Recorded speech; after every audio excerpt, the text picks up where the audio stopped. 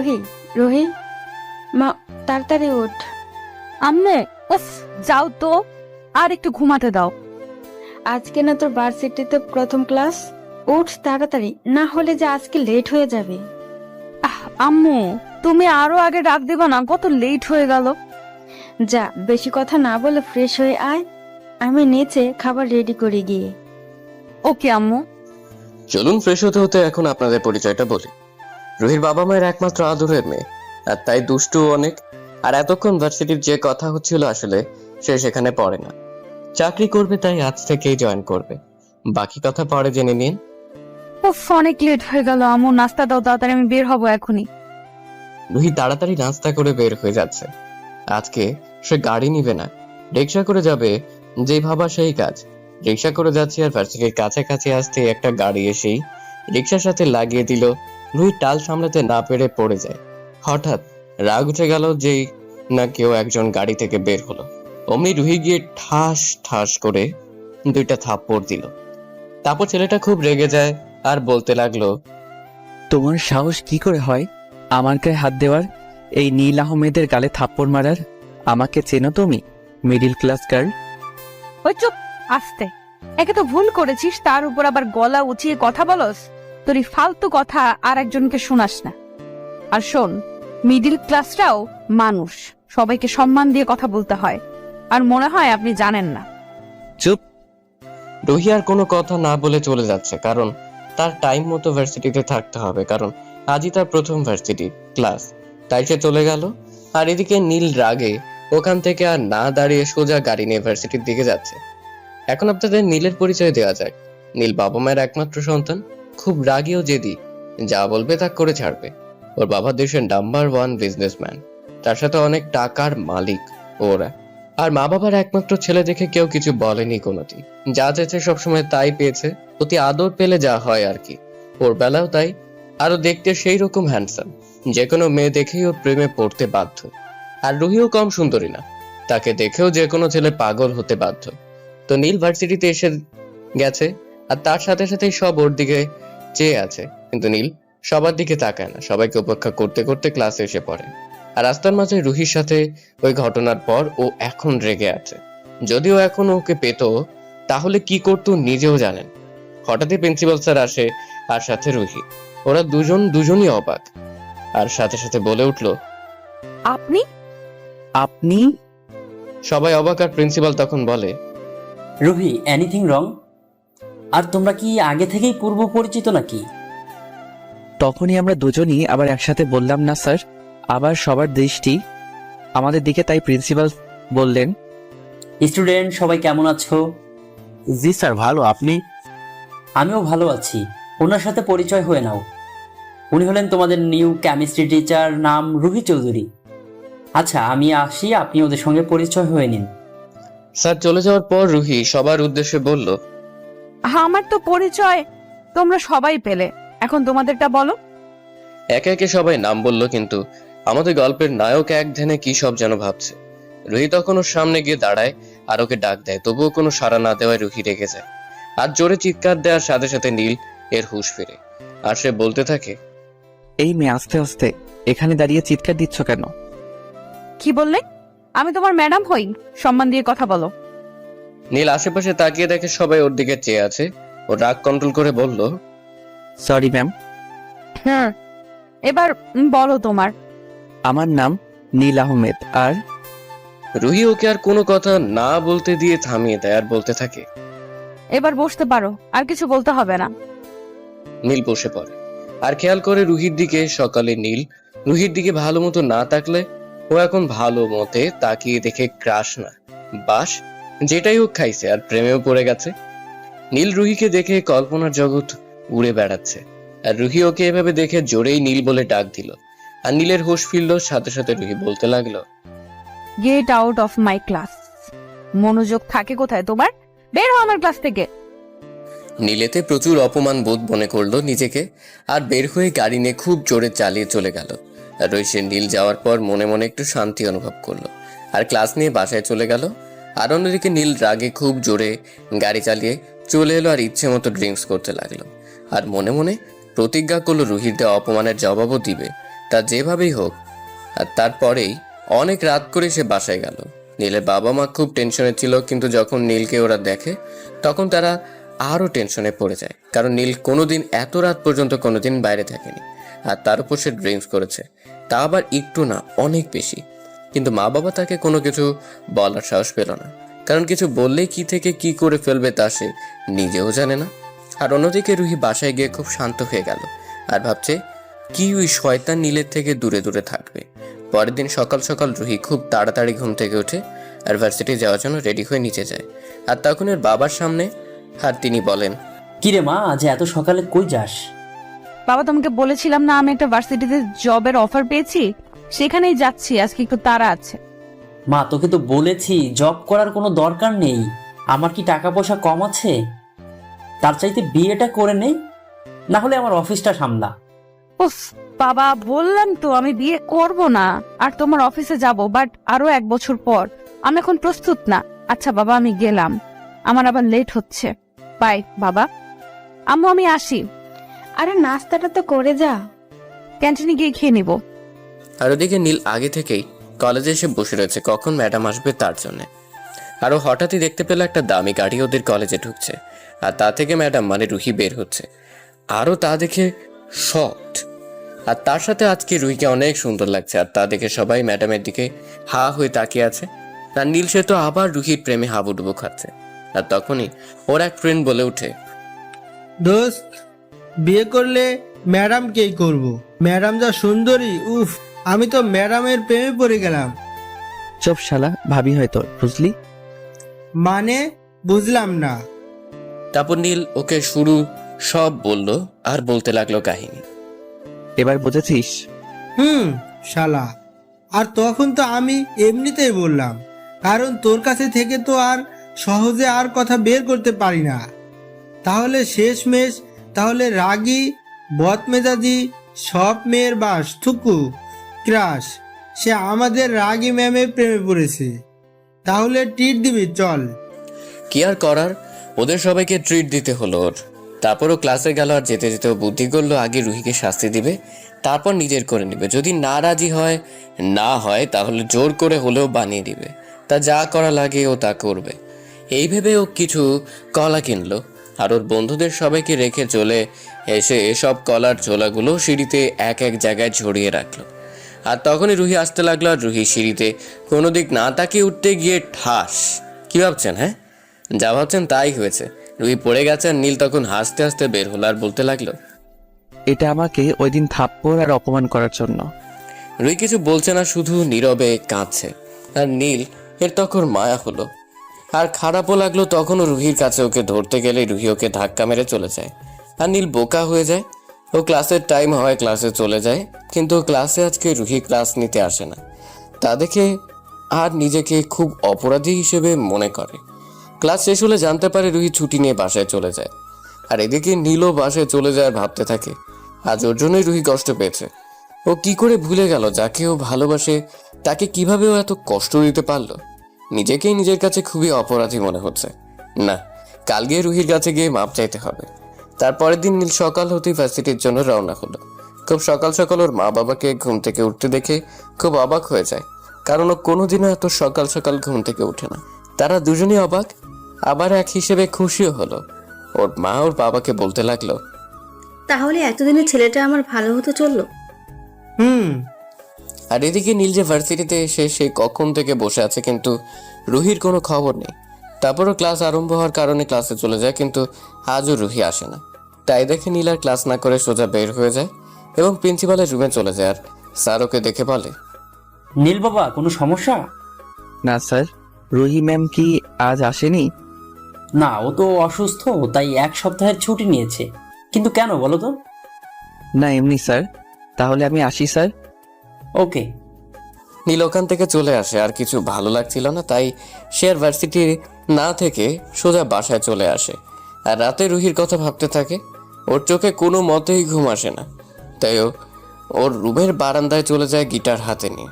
ও আপনাদের তো বলাই হয় নাই, নীল অনেক সুন্দর গানও গাইতে পারে। তো বারান্দায় বসে ব্ল্যাক কফি খেতে খেতে গান গাইতে লাগলো। দেখছি চেয়ে চেয়ে তোমাকে যত, স্বপ্নে ধীরে ধীরে ডুবেছি তত, তোমারই ভাবনায় যায় দিন রাত। আমার এই কবি বোন তোমাকে চাই কবিতায়। এসো না হৃদয়ে ডেকেছি তোমায়, দেখো না তোমাকে রেখেছি কোথায়। নীল গান শেষ করে রুহির কথা ভাবতে ভাবতে ওই জায়গায় বসে বসে ঘুমিয়ে পড়ে। পরের দিন সকালে নীল নিজেকে ওই জায়গায় আবিষ্কার করে, নিজে নিজে হেসে দেয়। ভাই ওরে কেউ তোরা পাগলা গারদে দিয়ে আয়, হালে পাগল হইয়া গেছে। নীল ওর কিছু বন্ধুদের রুহির খোঁজ নেওয়ার জন্য এবং ওর সব ডিটেলস জানার জন্য ওর কিছু বন্ধুদের বলেছিল, এবং ওরা কিছুক্ষণ আগেই সব ইনফরমেশন পেয়ে গেছে। এখনও রেডি হয়ে নিচে যাচ্ছে। আজ শিওর যে কোনো মেয়ে ওকে দেখে প্রেমে পড়তে বাধ্য। যা হ্যান্ডসাম লাগতেছে না ওকে, আর বিবরণ আর নাইরি। সো আজ সব চাইতে দামি গাড়িটা নিয়ে বের হচ্ছে। নীল আহমেদ সে তো আর কম দামি গাড়ি নিয়ে কোনো জায়গায় যেতে পারে না। এখন নীল একসাথে দুইটা কাজ করতে যাচ্ছে, এক রুহিকে দেখতে, ওর সাথে কথা বলতে, আর 2 নাম্বারটা পরে জেনে নিবেন গল্প পড়তে পড়তে। 2 ঘন্টার মধ্যে ওর গন্তব্যে চলে আসে। অবশ্য নিজেই ড্রাইভ করে আসছে। নীল গেটের ভিতর ঢুকে গাড়ি পার্ক করার জায়গায় গাড়িটা পার্ক করলো, আর তারপর বিয়ে বাড়িতে যতগুলো মেয়ে ছিল সব ওর দিকে এমনভাবে তাকিয়ে আছে যে কাছে পেলে ওকে এখনই আইসক্রিম বা চকলেটের মতো করে খেয়ে ফেলতো। কিন্তু আফসোস নীল এই দুইটার কোনোটাই না। নীল ভেতরে ঢুকতে ঢুকতে সব মেয়েদের দিকে একবার চোখ বুলিয়ে গেল, কারণ সব মেয়েরা মনে হয় স্ট্যাচু হয়ে গেছে। যেমন ওকে দেখে দাঁড়িয়ে পড়েছিল তেমনি সবাই এখনো আছে। নীল হালকা একটা হাসি দিয়ে ভিতরে ঢুকে গেল। নীল ভিতরে ঢুকে ওর বন্ধুর বোনের সাথে দেখা করে নিল, মানে যার আজকে বিয়ে। আপনারা মনে হয় কিছু বুঝতে পারেন নাই, দাঁড়ান আমি বুঝিয়ে বলছি। যখন রুহির খোঁজ নিতে ওর বন্ধুদের বলে, তখন কল কাটার পরে ওর আর এক বন্ধু ওকে তার বোনের বিয়েতে দাওয়াত দেয়। ও বলে দেখছি, তারপর কল কেটে দেয়। আর এর মধ্যেই নীলের বন্ধুরা কল দিয়ে ওকে জানায় যে রুহি কাল ওরই বন্ধুর বোনের বিয়ে বাড়িতে যাবে। নীলকে আর কে পায়, সে তো খুশির ঠেলায় বিছানা রেখে বিছানায় নিচে গড়াগড়ি খায়, মানে সোফায়। আর তারপর ওর বন্ধুকে কল করে জানিয়ে দেয় ও কালকে আসছে। তারপরে কাহিনী তো আপনারা জানেনই, তা আর নাই বলি, চলুন গল্পে ফেরা যাক। আর তারপরেই নীল রুহিকে খুঁজতে লাগলো, আর একটা জায়গায় এসে থেমে পড়লো। সামনের সোফায় বসে রুহি জুস খাচ্ছিল। ওকে দেখে নীল যেন চোখ ফেরাতে পারলো না। রুহি কালো কালারের একটা শাড়ির সাথে ম্যাচিং করা অর্নামেন্টস, ঠোঁটে গোলাপি লিপস্টিক, চোখে কাজল। উফ, যা লাগতেছে না, নীল তো চোখই ফেরাতে পারছে না। রুহি জুস অর্ধেক খেয়ে রেখে ওয়াশরুমে চলে গেল, আর তখনই নীল দৌড়ে গিয়ে ওর অর্ধেক রাখা জুসটুকু খেয়ে নিল। তখন ওর যেন মাথায় রুহির নেশা চেপে গেল। ওর ঠোঁট মন যেন অন্য কিছু চায়। তাই সে আস্তে করে ওর ওয়াশরুমের পাশের বারান্দায় গিয়ে অপেক্ষা করতে লাগলো। আর ওই বের হওয়ার সাথে সাথে ওকে একটা অন্ধকার রুমে নিয়ে গেল। আর ওই চিৎকার দিবে যে তারও কোনো উপায় নেই, কারণ নীল ওর মুখ চেপে ধরে রেখেছিল যাতে ও চিৎকার না দিতে পারে। এর মধ্যেই রুহি খুব জোরে নীলের হাতে কামড় দিয়ে বসলো, আর নীল কামড়কে সাথে সাথে ওর হাত রুহির মুখ দিয়ে সরিয়ে ফেললো আর বলতে লাগলো, তোমার মাথা খারাপ হয়ে গেছে, কামড় দিলে কেন? কে তুমি? আর আমাকে এখানে জোর করে নিয়ে এলে কেন? হে বিউটিফুল, আমি নীল। খুব জোরে ওকে ধাক্কা মেরে বলতে লাগলো, don't cross your limit Neel, I am your ma'am, so respect me. এই বলেও যেতে ধরলে নীল ওকে ধরে কিস করে বসলো। রুহি একটু বেশি জোরে ওকে ধাক্কা মেরেছিল, যার কারণে ও নিজের রাগ কন্ট্রোল না করতে পেরে আর দেখে ওকে আঘাত দিয়েই ও চলে যাচ্ছে, তাই ও সরাসরি কিস করে ফেললো। টানা 5 মিনিট ধরে কিস করেই চলছে। আর এদিকে রুহি ছোটার জন্য ওকে কিল ঘুষি সব দিয়ে যাচ্ছে আর ধাক্কাও দিচ্ছে, কিন্তু চুল পরিমাণ ওকে সরাতে পারলো না। আরে বহিন, সরাবি কেমনে? প্রতিদিন জিম করে 6 প্যাকওয়ালা বডি এত সোজা নাকি সরানো? নীল এখন ওকে কিস করেই চলেছে, ছাড়ার কোনো নামগন্ধ নেই। আরে আরে ভাই, ছাড়, মায়াটারে কি মায়েরা ফালাবি নাকি? হঠাৎই রুহির চোখের পানি রুহির গালবে নীল হাতে গিয়ে পড়লো। নীল রুহিকে ছেড়ে দিল, আর তার সাথে সাথে রুহি নীলের গালে খুব জোরে 2টা থাপ্পড় লাগিয়ে দিল। রুহি কান্না করতে করতে ওখান থেকে চলে গেল। নীল যেন কথা বলার ভাষা হারিয়ে ফেলছিল। নীরবে চোখের কোণা দিয়ে অশ্রু পড়তে লাগলো। নীল ওখানে আর এক মুহূর্ত না দাঁড়িয়ে সোজা বের হয়ে চলে গেল। সোজা গাড়ি নিয়ে নদীর পাশে এসে বসে একাধারে একটার পর একটা সিগারেট খেয়েই চলছে, আর চোখ দিয়ে অশ্রুতা পড়তেই আছে, তার কোনো থামাথামি নেই। নীলের রাগে পুরো গা জ্বলে যাচ্ছে। আর এদিকে নীলকে ওর বন্ধু, ওর বাবা একের পর এক কল দিয়ে যাচ্ছে। অবশেষে ওর মার কল রিসিভ করলো, আর ওর মা বলতে লাগলো, কিরে তুই কোথায়, বাসায় কেন আসছিস না? একটু পর আসছি বলেই কল কেটে দিল নীল। আর কল কাটার সাথে সাথে ওর বন্ধু জীবনের কল আসলো। নীল, কোথায় তুই? এসেই হঠাৎ করে কোথায় চলে গেলি? আর আসবি না নাকি তুই? না, আমি এখন আর আসবো না, অন্য একদিন আসবো। হঠাৎ একটা কাজ পড়ে গেল, তাই আমার চলে আসা লাগলো। সরি রে দোস্ত। আচ্ছা এই ব্যাপার, ওকে বাই। যার বোনের বিয়ে থেকে ও না বলে চলে আসলো। তারপর নীল গাড়ি নিয়ে বাসার দিকে যাওয়া ধরলো। আর এদিকে রুহিও বিয়ে বাড়ির অনুষ্ঠান শেষ করে বাসার দিকে রওনা হলো। কিন্তু বিপত্তি বাজলো মধ্য রাস্তায় রুহির গাড়িটা গেল নষ্ট হয়ে। আর ওর সাথে ড্রাইভারও আনেনি। আর আশেপাশে কোনো গ্যারেজও নেই যে গাড়ি ঠিক করতে দেবে, আর ফোনেও চার্জ নেই যে বাসার ড্রাইভারকে কল দিয়ে জানাবে ওকে নিতে আসতে। ও বুঝতে পারতেছে না এখন কি করবে। এর মাঝে কতগুলো মাতাল ওখান থেকে যাচ্ছিল আর রুহিকে রাস্তায় একা পেয়ে ওর ইজ্জত নেওয়ার জন্য যে ওর পিছু ধাওয়া করলো। আর রুহি দৌড়াতে লাগলো আর হেল্প হেল্প হেল্প বলে চিৎকার করতে লাগলো। এর মাঝে নীলও ওখান থেকেই যাচ্ছিল। আর রুহির গলা শুনে ওর সাথে সাথে ওখানে থেমে গেল আর এই মাতালদের পিছু নেওয়া শুরু করলো। নীল ওদের কাছে যাওয়ার আগেই দেখলো মাতালদের মধ্যে একজন রাস্তায় মার খেয়ে গড়াগড়ি খাচ্ছে। আরও সামনে তাকিয়ে দেখে রুহি আর একজন বাহুদুরে আবদ্ধ। আরও তা দেখে খেসে গেল। আর মাতালদের মাঝখান দিয়ে একজন বলতে লাগলো, ওই আমাদের জিনিস আমাদের ফেরত দিয়ে দে, আর এখান থেকে বাসে চাইলে যা, মেয়েটিকে রেখে। তখন ছেলেটি বলতে লাগলো, আচ্ছা তাই পারলে ওর গায়ে কেউ হাত দিয়ে দেখ, তাহলে তোদের অবস্থা আমি কি করি তাও দেখ। ওই মার শালাকে, আজ ওকে মেরে তারপরে মেয়েটির সাথে সারা রাত ফুর্তি করবো। ছেলেটি হালকা একটা মুচকি হাসি দিয়ে সামনে এগিয়ে গেল আর ওদের এক একটাকে খুব নির্মমভাবে মারা শুরু করলো।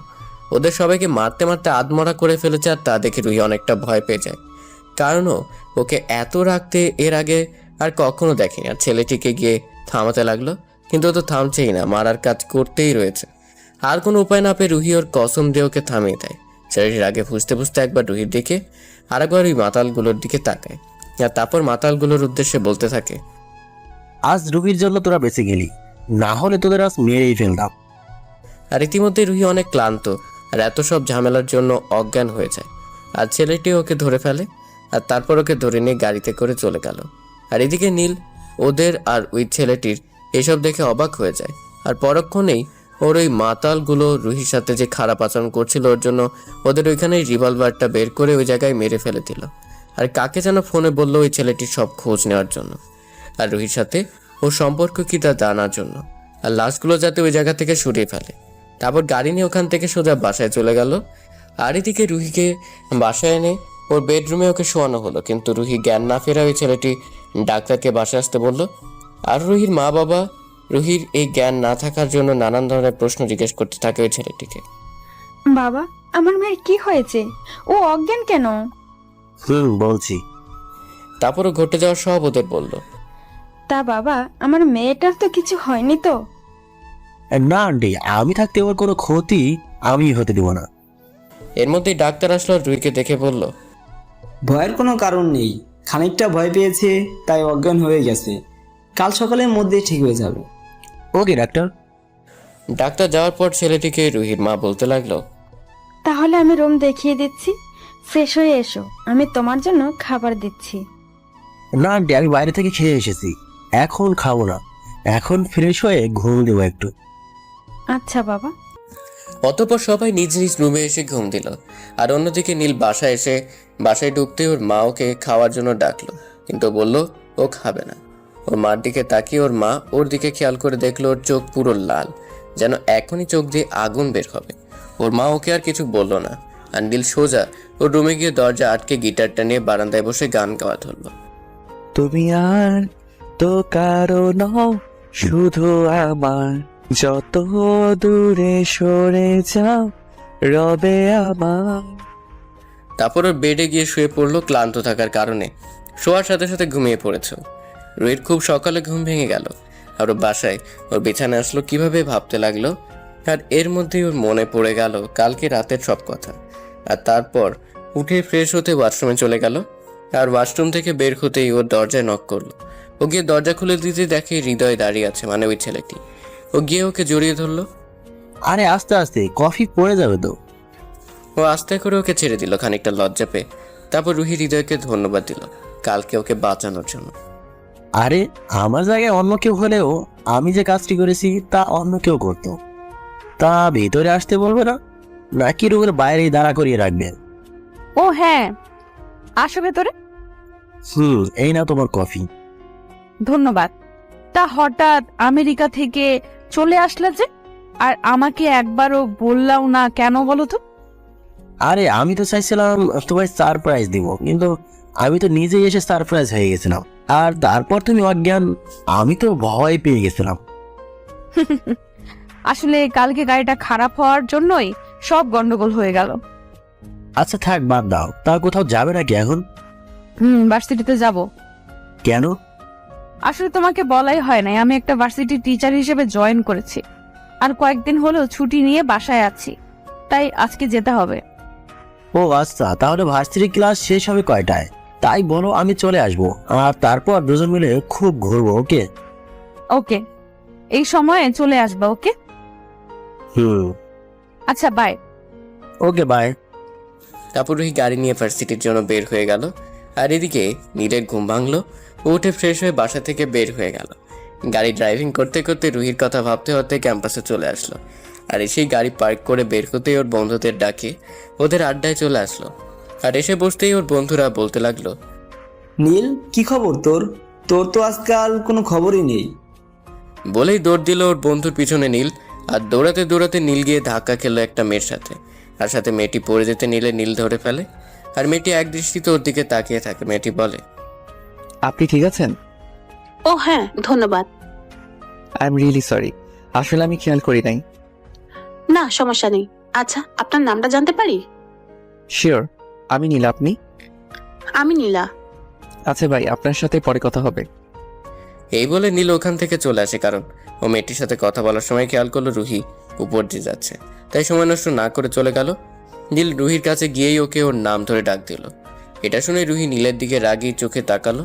আর তারপর নীল নিজেকে সামলে বলতে লাগলো, সরি ম্যাম, কিছু কথা ছিল। বলো। এখানে না, একটু সাইডে গিয়ে কথা বলতে চাইছিলাম। রুহি বিরক্তিকর একটা ভাব নিয়ে বলতে লাগলো। আচ্ছা চলো। রুহি সামনে দাঁড়িয়ে বলতে লাগলো, আসলে ম্যাম, আমি ওই সব দিনের জন্য সরি, আমাকে প্লিজ মাফ করে দিবেন। রুহি কিছু একটা ভেবে বলে, আচ্ছা ঠিক আছে, যাও, মাফ করে দিলাম। Thank you ma'am. রুহি ওর দিকে তাকাতেও হাত সরিয়ে নিল আর বলতে লাগলো, সরি ম্যাম। যাও, ক্লাসে যাও। নীল ওখান থেকে ক্লাসে চলে আসতেই ওর বন্ধু বলতে লাগে, কি মামা, প্রেম কেমন চলতেছে? দূর, এখন পর্যন্ত তো প্রপোজই করলাম না। আগে থেকে প্রপোজ কর, না হলে পাখি অন্যজন কিন্তু হাত দিয়ে দিতে পারে। বলে ক্লাসে চলে গিয়ে বসলো। আর তার সাথে সাথেই স্যার ওর পিছে পিছে ক্লাসে ঢুকে পড়লো। ও মনোযোগ সহকারে স্যারের কথা শুনছিল, কিন্তু ওর দিকে কেউ তাকিয়ে রয়েছে তার আর ও খেয়াল করেনি। এর মধ্যেই স্যার বলতে লাগলো, এই মেয়ে দাঁড়াও। স্যার পিছনে কাকে যেন উদ্দেশ্য করে বলল। এর মধ্যেই সবাই পিছনে তাকিয়েছে, শুধু আমি বাদে। এই মেয়ে, কি হলো? এখনো দাঁড়াও না কেন? কেউ দাঁড়ায় না এখন। তাই এবার স্যার একটু চিৎকার দিয়ে বলল, এই মেয়ে। জি জি জি স্যার, আমাকে কিছু বলছেন? তোমার মনোযোগ কোথায়? দেখছি কতক্ষণ ধরে দরজার দিকে তাকিয়ে আছো। আর আমি কত ডাক দিলাম, একটা কথার উত্তর দিলে না। বলো, তোমার নাম কি? সরি স্যার, আর আমার নাম নীলা, নতুন ভর্তি হয়েছি। আজকের মতো মাফ করে দিলাম, পরে জানো আর এমন না হয়। Okay sir. এই বলে বসে গেল। আর এদিকে নীলকে ওর বন্ধু বলতে লাগলো, আরে এটা না, সকালের মেয়েটা যার সাথে তুই ডাকা খেয়েছিলি। তা দেখ, মেয়েটা কিন্তু দেখতে সুন্দর, চাইলে প্রেম করতে পারিস কিন্তু। দূর, বাদ দে তো। তুই জানিস আমি শুধু রুহিকে ভালোবাসি। বুঝছি। বুঝলে চুপ থাক। অতঃপর স্যার চলে যাওয়ার পর রুহি ক্লাস নিতে আসে। আর নীল সে তো তার মায়াবতীর দিকে একভাবে তাকিয়ে আছে, যেন কতদিন ধরে দেখেনি। ঠিক সেইভাবে রুহি ওদের ক্লাস নিতে নিতে অনেকবার ওর দিকে খেয়াল করলো, কিন্তু কিছু বলল না ও। আর এদিকে নীলাও খেয়াল করলো নীল ম্যাডামের দিকে এক দৃষ্টিতে চেয়ে আছে। আর ম্যাডামও ওর দিকে বারবার চাইছে। ওর সহ্য হচ্ছিল না, কারণ ও যে নীলকে ভালোবেসে ফেলেছে। তাই ও অপেক্ষা করতে লাগলো কখন এই ক্লাসটা শেষ হবে, আর ও তারপরে ওকে ওর মনের কথা জানাবে। অবশেষে ক্লাস শেষ হওয়ার সাথে সাথে ম্যাডাম অর্থাৎ রুহি বের হয়ে গেল। আর তারপরে সব স্টুডেন্টও বের হতে লাগলো। তাই নীল আর রুহির সাথে সাথে বের হতে পারলো না। আর পিঠের দিকে দিয়ে নীলকে নীলা ডাক দিল। ও পিছনে তাকিয়ে আবার সামনে চলে গেল, কারণ ওর একটাই এখন কাজ, রুহির সাথে কথা বলা। তাই ও আর দেরি করলো না। আর এদিকে নীলা নীলের পিছু নিল যে আজই ওকে প্রপোজ করবে। নীল বের হতেই দেখলো সামনে সেদিন রাতের ওই ছেলেটা দাঁড়ানো, মানে হৃদয় দাঁড়ানো। ওকে দেখে নীল রেগে গেল, তাই রুহি যেই যাওয়া ধরলো ওদিকে তখনই নীল রুহিকে ডাক দিল। রুহি ফিরে ওর দিকে তাকানোর সাথে সাথে ও কাছে গিয়ে বলতে লাগলো, এই ছেলেটা কে? তোমার জানার কোনো দরকার নেই। দরকার আছে, কারণ আমি তোমাকে ভালোবাসি। কিন্তু আমি বাসি না, আর আমাদের মাঝে বয়সের অনেক গ্যাপ। আর তুমি আমার ছোট, প্লাস আমার ছাত্র। আমার কোনো সমস্যা নেই তাতে, আমি তবুও তোমাকে চাই। দেখো, রুহি কথা বলা শেষ হতে না হতেই হৃদয় রুহির কাছে চলে আসলো আর বলতে লাগলো, রুহি কোনো সমস্যা? না চলো। ওকে চলো। হৃদয়ের কাছে রুহি আর নীলের ব্যাপারটা ঠিক সুবিধার মনে হলো না, তাই ও ভাবছে আজকেও রুহিকে ওর ভালোবাসার কথা জানাবে। আর নীল যে জায়গায় দাঁড়ানো ছিল ঠিক ওই জায়গায় দাঁড়িয়ে রইলো, আর সাথে সাথে ফোন দিয়ে ওদের পিছু নিতে বলছে ওর একজন লোককে। কল কেটে পিছনে ফিরতে দেখে সব স্টুডেন্ট একসাথে আছে আর নীলা ওদের সামনে। নীল সবাইকে এক সাইড দিয়ে যাওয়া ধরলে নীলা ওকে ডাক দেয় একটু জোরেই। নীল পিছনে ফিরে বলে, আমায় কি কিছু বলবে? কিছু বলার ছিল। ওকে বলুন। সাথে সাথে নীলা মাটিতে বসে ওকে প্রপোজ করে ফেলল। নীল ওকে বলল, সরি, আমি আপনাকে ভালোবাসতে পারবো না। কেন পারবে না? আমি কি দেখতে খারাপ?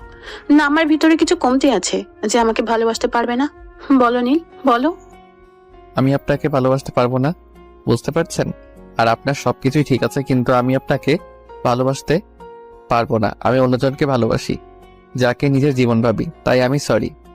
এই বলে ওখান থেকে যাওয়া ধরলে নীলা ওকে জড়িয়ে ধরে বলতে থাকে, না, তুমি শুধু আমার, অন্য কারো না। নীলাকে নিজের থেকে না সরাতে পেরে ওকে ধাক্কা মেরে সরিয়ে আর রাগে গিয়ে ওকে থাপ্পড় মেরে দেয় আর বলতে থাকে, ঠাস ঠাস আমার আশেপাশে আসার চেষ্টা করবে না। এই বলে ও চলে আসে আর নীলা কাঁদতে কাঁদতে ওখান দিয়ে চলে যায়। আর এদিকে রুহিকে নিয়ে নীল নানান জায়গায় ঘুরতে থাকে, আর ঘুরতে ঘুরতে কখন যে রাত হয়ে গেছে তা রুহি খেয়ালই করেনি। কখন খেয়াল করলো তখন হৃদয়কে রুহি বলতে লাগলো, চলো হৃদয়, এখন বাসায় যাই, আমার আর ভালো লাগতেছে না। হ্যাঁ যাব, আগে একটা জায়গায় যাব, তোমাকে কিছু দেখানো বলার আছে। আচ্ছা। আর অন্যদিকে নীলের ইনফরমার নীলকে প্রতি মুহূর্তের খবর ওকে বলতে থাকে, আর নীলকে ওর ইনফরমার সব বলার পর আর দেরি না করে সোজা ওই জায়গায় চলে যায়। আর এদিকে রুহি নিয়ে হৃদয় একটা বড় রেস্টুরেন্টের সামনে গিয়ে থামে আর বলতে থাকে, আমি ভিতরে দিয়ে একটু আসছি, তুমি একটু ওয়েট করো। ওকে। যে হৃদয় ভিতরে যায় তখনই নীল এসে ওকে ওখান থেকে নিয়ে যায় অজ্ঞান করে, কারণ ও জানে রুহি এমনিতেই ওর সোজা কথায় ওর সাথে যাবে না, তাই ওর বাধ্য হয়ে কাজটি করা লাগলো। আর হৃদয় সে ভিতরে সব আগেই আয়োজন করে রেখেছিল, ভিতরে এটাই দেখতে গিয়েছিল যে সবকিছু ঠিক আছে কিনা। আর যখন রুহিকে নিতে আসবে তখনই ও দেখে রুহি নেই। ও পাগলের মতো ওকে খুঁজতে লাগলো, অবশেষে ওকে না পেয়ে পুলিশকে ইনফর্ম করতে বাধ্য হয়।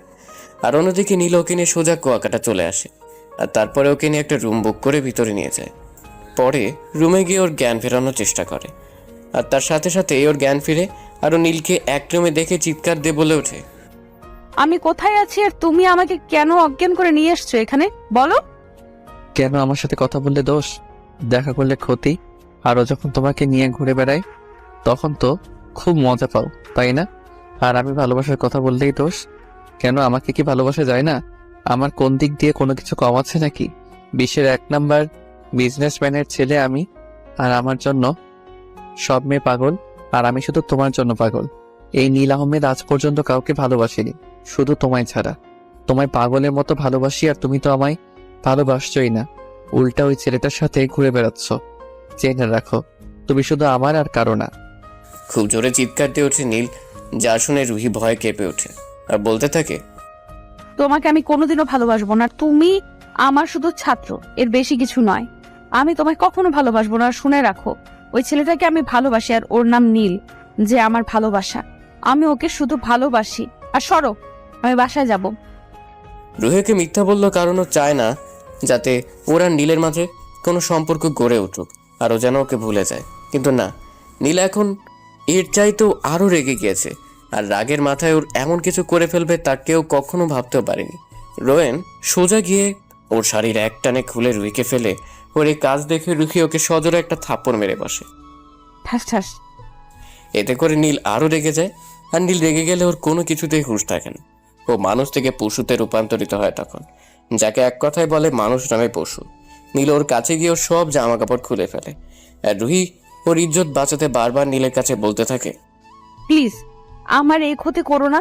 আমি তোমার কাছে আমার ইজ্জত ভিক্ষা চাইছি। আমার এই সর্বনাশ তুমি করো না প্লিজ। রুহি কান্না করতে করতে বলতে থাকলো, কিন্তু নীল ওর কোনো কথাই শুনলো না। ওর উপর ঝাঁপিয়ে পড়ল আর সতীত্ব ওর কাছ থেকে কেড়ে নিল। আর রুহি কাঁদতে কাঁদতে একসময় নিজের সতীত্ব নীলের কাছে সঁপে দিল। রুহিকে মধ্যরাতের দিকে নীল ছেড়ে দিল। আর এদিকে রুহি কাঁদতে কাঁদতে ভাবতে লাগলো, নীল আজ ওর সাথে কি করলো? ও সব কেড়ে নিল, ওকে ধর্ষণ করলো। হ্যাঁ, নীল ওকে অবৈধভাবে ধর্ষণ করলো। আর একটা সময় ও কাঁদতে কাঁদতে ঘুমিয়ে পড়লো। খুব সকালে নীলের ঘুম ভাঙলো, আর ও চোখ খুলে দেখতে পেল ও রুহিকে খুব শক্ত করে জড়িয়ে ধরে আছে, আর ওই বাচ্চাদের মতো ঘুমিয়ে রয়েছে। আর রুহির দিকেও তাকিয়ে দেখলো ওর গায়ে একটাও কাপড় নেই।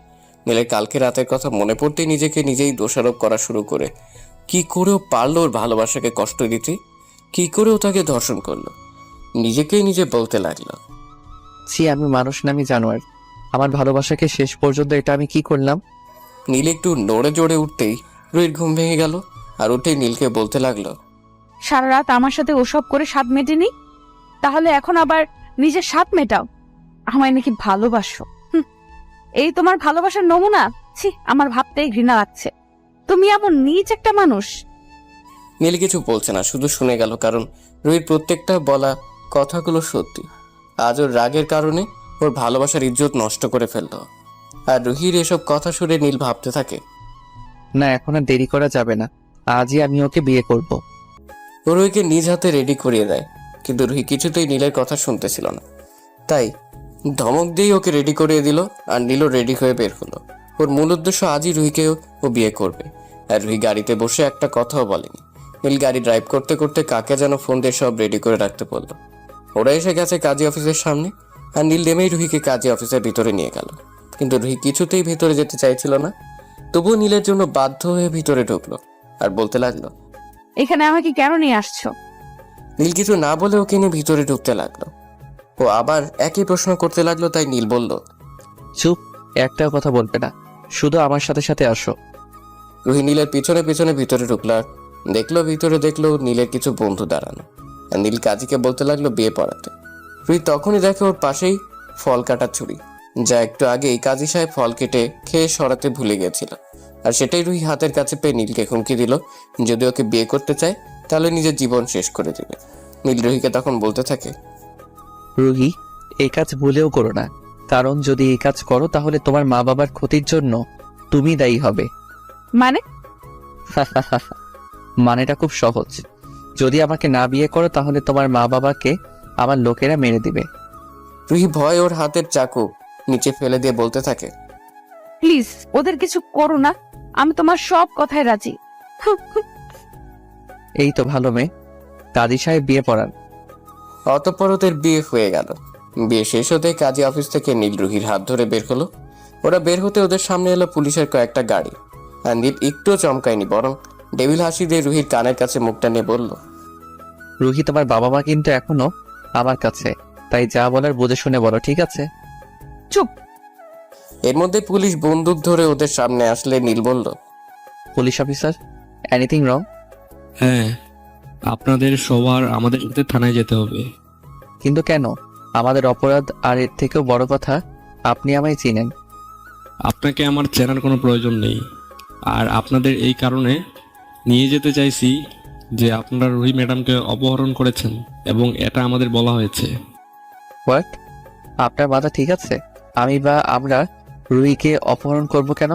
ইভেন ও আমার এখন ওয়াইফ। আর বিশ্বাস না হলে রুহিকেই প্রশ্ন করে দেখুন। ম্যাডাম, আপনিই বলুন। কিছুক্ষণ চুপ থেকে রুহি বলতে লাগলো, জি, নীল আমার স্বামী, আর আমরা কিছুক্ষণ আগে বিয়ে করেছি, আর তা নিজের ইচ্ছেতেই। তাহলে আপনি কাউকে কিছু না বলেই উধাও কেন হয়ে গিয়েছিলেন? আসলে আমার ইচ্ছে ছিল আমরা পালিয়ে বিয়ে করব, তাই কাউকে কিছু না বলে এখানে চলে এসেছি। ওকে, তা মিস্টার আপনি কে? আমি নীল আহমেদ, রোহান আহমেদের একমাত্র ছেলে। আপনি বিজনেসম্যান রুহান আহমেদের ছেলে? হ্যাঁ। সরি স্যার, আমি বুঝতে পারিনি, ক্ষমা করে দিবেন। হুম আচ্ছা স্যার, আমরা চলি তাহলে। আসুন। অতঃপর পুলিশ চলে যাওয়ার পর নীল ওর বন্ধুদের সাথে বিদায় দিয়ে রুহিকে নিয়ে গাড়িতে বসলো। ওরা আর ওখানে এক মুহূর্ত থাকবে না, সোজা ঢাকায় চলে যাবে। নীল গাড়িতে বসে ড্রাইভ করতে করতে বলতে লাগলো, বাহ, আমার বউ হবার পর তো আমার জন্য ভালোই মিথ্যা বলতে পারলে। ওটা তোমায় বাঁচাতে নয়, আমার মা বাবাকে বাঁচাতে। তা না হলে আমি নিজের হাতে তোমাকে মেরে দিতাম। তাও ভালো, অন্তত পক্ষে বলেছ তো, তা যেভাবেই বলো আমি তাতেই খুশি। রুহি আর কিছু বলল না, চুপ করে রইল আর মনে মনে বলতে লাগলো, তোকে আমি কখনো মাফ করব না। অন্তত পক্ষে তোর মতো কোনো ধর্ষক কারো স্বামী হতে পারে না। তোকে আমি ঘৃণা করি, শুধু ঘৃণা। যতই ঘৃণা করো আমাকে ভালো, ঠিকই আমায় বাঁচতে হবে তোমাকে। রুহি ওর কথা শুনে ওর দিকে তাকিয়ে আবার জানালার দিকে তাকালো, কিছুই বলল না। কিছুক্ষণ পর নীল ড্রাইভিং করার সময় খেয়াল করলো রুহি ঘুমিয়ে পড়েছে। ওকে নিজের কাছে এনে এক হাত দিয়ে নিজের বুকের সাথে মিশিয়ে জড়িয়ে ধরে ড্রাইভিং করার দিকে মন দিল। ওদের উদ্দেশ্য এখন যত দ্রুত সম্ভব ঢাকা পৌঁছানো। সকাল 10টা বাজে আনুমানিক। তখন রুহির ঘুম ভাঙার পরও নিজেকে আবিষ্কার করলো একটা রুমে, কিন্তু এই রুমটা কার বা কাদের বাসায় আছে তাই ও বুঝতে পারলো না। রুহি বিছানার সামনে তাকাতে দেখলো ওর অনেকগুলো ছবি দেওয়ালে টাঙানো। ও উঠে ছবিগুলো দেখতে লাগলো, কিন্তু এই ছবিগুলো ও তুলেনি। তাহলে তুললো কে? আর তার পাশেও দেখতে পারলো নীলের কয়েকটা ছবি। তারপরও বুঝতে পারলো এই কাজগুলো কার।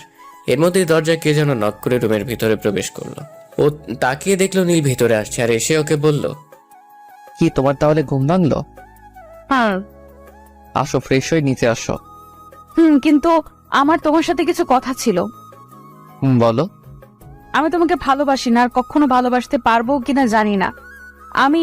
তুমি আমার থেকে কোনো দিন স্ত্রীর অধিকার পাবে না। আর যা সেদিন করেছো, আর তারপর তোমাকে আর ভালোবাসার কোনো প্রশ্নই আসে না। ঠিক আছে, তুমি কি চাও বলো, তাই হবে। আর সেদিনের জন্য পারলে আমায় মাফ করে দাও। আমি যা চাইবো তাই দিবে, তাই তো? দিব, বলো। আমি ডিভোর্স চাই। দাও, আমাকে ডিভোর্স দাও, না হলে আমি তোমায় ডিভোর্স দিব। নীল রুহির কথাগুলো শুনে খুবই খারাপ লাগলো, কিন্তু চায় না জোর করে ওকে ভালোবাসতে। ওর ভালোবাসা যদি সত্যি হয় তাহলে রুহি নিজেই ওকে ভালোবাসবে। ও যেভাবে পারুক সেভাবেই রুহিকে নিজের করার চেষ্টা করবে। তাই ও রুহিকে বলতে লাগলো, ঠিক আছে, দিব, কিন্তু তার জন্য 6 মাস অপেক্ষা করতে হবে, না হলে ডিভোর্স দেওয়া যাবে না। ঠিক আছে। আমি আমার বাসায় যেতে চাই। আর এই বাসা কার? আমি এখানে থাকবো না। তা যেতে পারবে, কিন্তু একেবারের জন্য নয়, কিছুদিনের জন্য। কারণ আমাদের ডিভোর্স দেওয়ার আগ পর্যন্ত তুমি কোথাও যেতে পারবে না। আর হ্যাঁ, তোমার মা বাবা আমাদের বাসায় কিছুক্ষণের মধ্যেই আসছে, আর রেডি হয়ে নিচে আসো। আর হ্যাঁ, প্লিজ আমার মা বাবার সামনে একটু নর্মাল ব্যবহার করিও, না হলে তাদের কষ্ট আর সম্মান নষ্ট হবে। আমার এই অনুরোধটা প্লিজ রাখো। ঠিক আছে। রুহি আর কিছু বলতে যাবে, এর মধ্যেই দরজায় কে যেন নক করলো। রুহিটাই থেমে গেল, আর কিছু বলল না। নীল গিয়ে দরজা খুলে দিল, দেখলো ওর মা আসছে। দরজা খুলতেই বলতে লাগলো, আরে মা, তুমি আসতে গেলে কেন? আমরাই তো নিচে আসতেছিলাম। তুই সর, একে তো মেয়েটাকে বিয়ে করলি না জানিয়ে, তার উপর আমাকে আবার জ্ঞান দিতে আসছিস। সর তো। হ্যাঁ, ছেলের বউকে পেয়েছো না, তাই এখন ছেলে বড় হয়ে গেল। তাই হয়েছে। তারপর ভেতরে ঢুকে মা রুহির কাছে গেল। রুহি নীলের মাকে পা ধরে সালাম করলো। ওর মা রুহিকে বলতে লাগলো, থাক মা, আমাকে পা সালাম করতে হবে না। তুমি এখন থেকে আমার মেয়ে। মেয়ে কি মায়ের পা ধরে নাকি? আমার বুকে এসো। আন্টি। কি বললে তুমি? আন্টি একদম চলবে না, মা বলে ডাকো, ঠিক আছে? ঠিক আছে মা। এই তো আমার সোনা মেয়ে। এই নীল, যা, তোর বাবা তোকে ডাকছে। যাচ্ছি। নীল চলে যাওয়ার পর নীলের মা রুহিকে বলতে লাগলো, মা, একটা সত্যি করে কথা বলবে? মা বলুন, কি জানতে চান? নীল তোমাকে জোর করে বিয়ে করেছে, তাই তো? না মা, আমার ইচ্ছেতেই আমরা বিয়ে করেছি। থাক মা, মিথ্যে বলো না, আমি সব জানি। নীলের বন্ধু আমাকে সব বলেছে। তুমি ভার্সিটির ম্যাডাম, তাই না? রুহি এবার কেঁদেই দিল, কারণ এতক্ষণ পর মনে হলো ওর নিজের মার সাথেও কথা বলছে। নীলের মা রুহিকে নিজের কাছে নিয়ে বলতে লাগলো, থাক মা, কেঁদো না। জানো, আমার ছেলেটা না একদম একরোখা, খুব রাগী। যেটা বলবে আর যেটাই চাইবে করে বা নিয়েই ছাড়বে। কিন্তু ওর মনটা না খুব ভালো। কোনোদিনও কোনো মেয়ের দিকে চোখ তুলেও তাকায়নি। এবং ওর রাগ উঠলে ওর কোনো দিকে খেয়াল থাকে না। ও একটু বেশি রাগী, কিন্তু তবুও আমরা ওকে কিছু বলি না। কেন জানো? কেন? যখন ওর বাবার আর আমার বিয়ে হয়, তার অনেক বছর পরও আমার গর্ভে আসে। জানো, আল্লাহর কাছে অনেক কাদার পরেও জন্ম হয়। তাই ওকে আজ পর্যন্ত কেউ কোনোদিন শাসন করেনি। আদর করতে করতে আজও এমন যে কাজ করবে তা আমরা কোনোদিন ভাবতে পারিনি। আমাকে ক্ষমা করে দিও মা। না মা, আপনি আমার কাছে ক্ষমা চাইবেন না, তাহলে আমি নিজেকে ক্ষমা করতে পারবো না। আপনি তো এখন থেকে আমারও মা, আর মেয়ের কাছে কি মা কোনোদিন মাফ চায় বলুন? তা এখন থেকে আমাকে তুমি করে বলবে, ঠিক আছে মা? জি মা, বলবো। এই তো আমার লক্ষ্মী মেয়ে। হুম। আর হ্যাঁ, পারলে আমার পাগল ছেলেটাকে একটু ভালোবেসো, কারণ ও যে তোমায় ছাড়া মরে যাবে।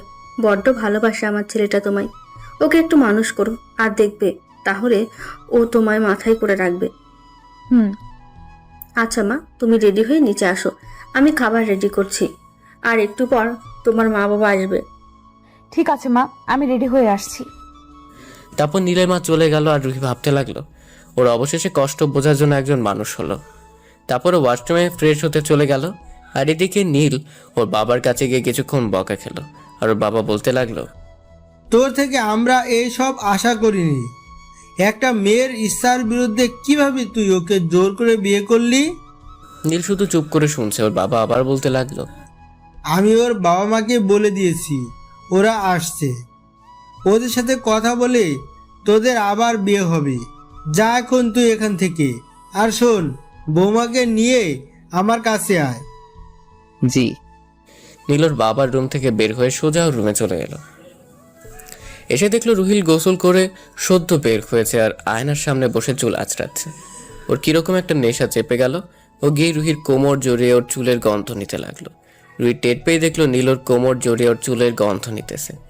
নীলের প্রত্যেকটা স্পর্শ ওকে পাগল করে দিচ্ছে। যেই নীল ওকে ঘুরিয়ে কিস করতে যাবে অমনি নীলকেও ধাক্কা মেরে দূরে সরিয়ে দিল আর ঠাস ঠাস করে চড় মেরে দিল। আর বলতে লাগলো, তোকে আমি আমাকে স্পর্শ করতে মানা করেছি না? আমি বলেছি না আমাকে ডিভোর্স দিয়ে দিতে? কোনো অধিকার দিব না আমি তোকে। তারপরও কেন বারবার আমার কাছে আসিস? আর একবার যদি আমার কাছে আসিস তাহলে আমি নিজের জান দিয়ে দেব। একবার আমায় নিয়ে স্বাদ মেটেনি। নীল কিছু না বলে ওর শাড়ির আঁচল উঠিয়ে দিয়ে, সরি, মাফ করে দিও। তোমায় বাবা নিচে নিয়ে যেতে বলেছে, আসো।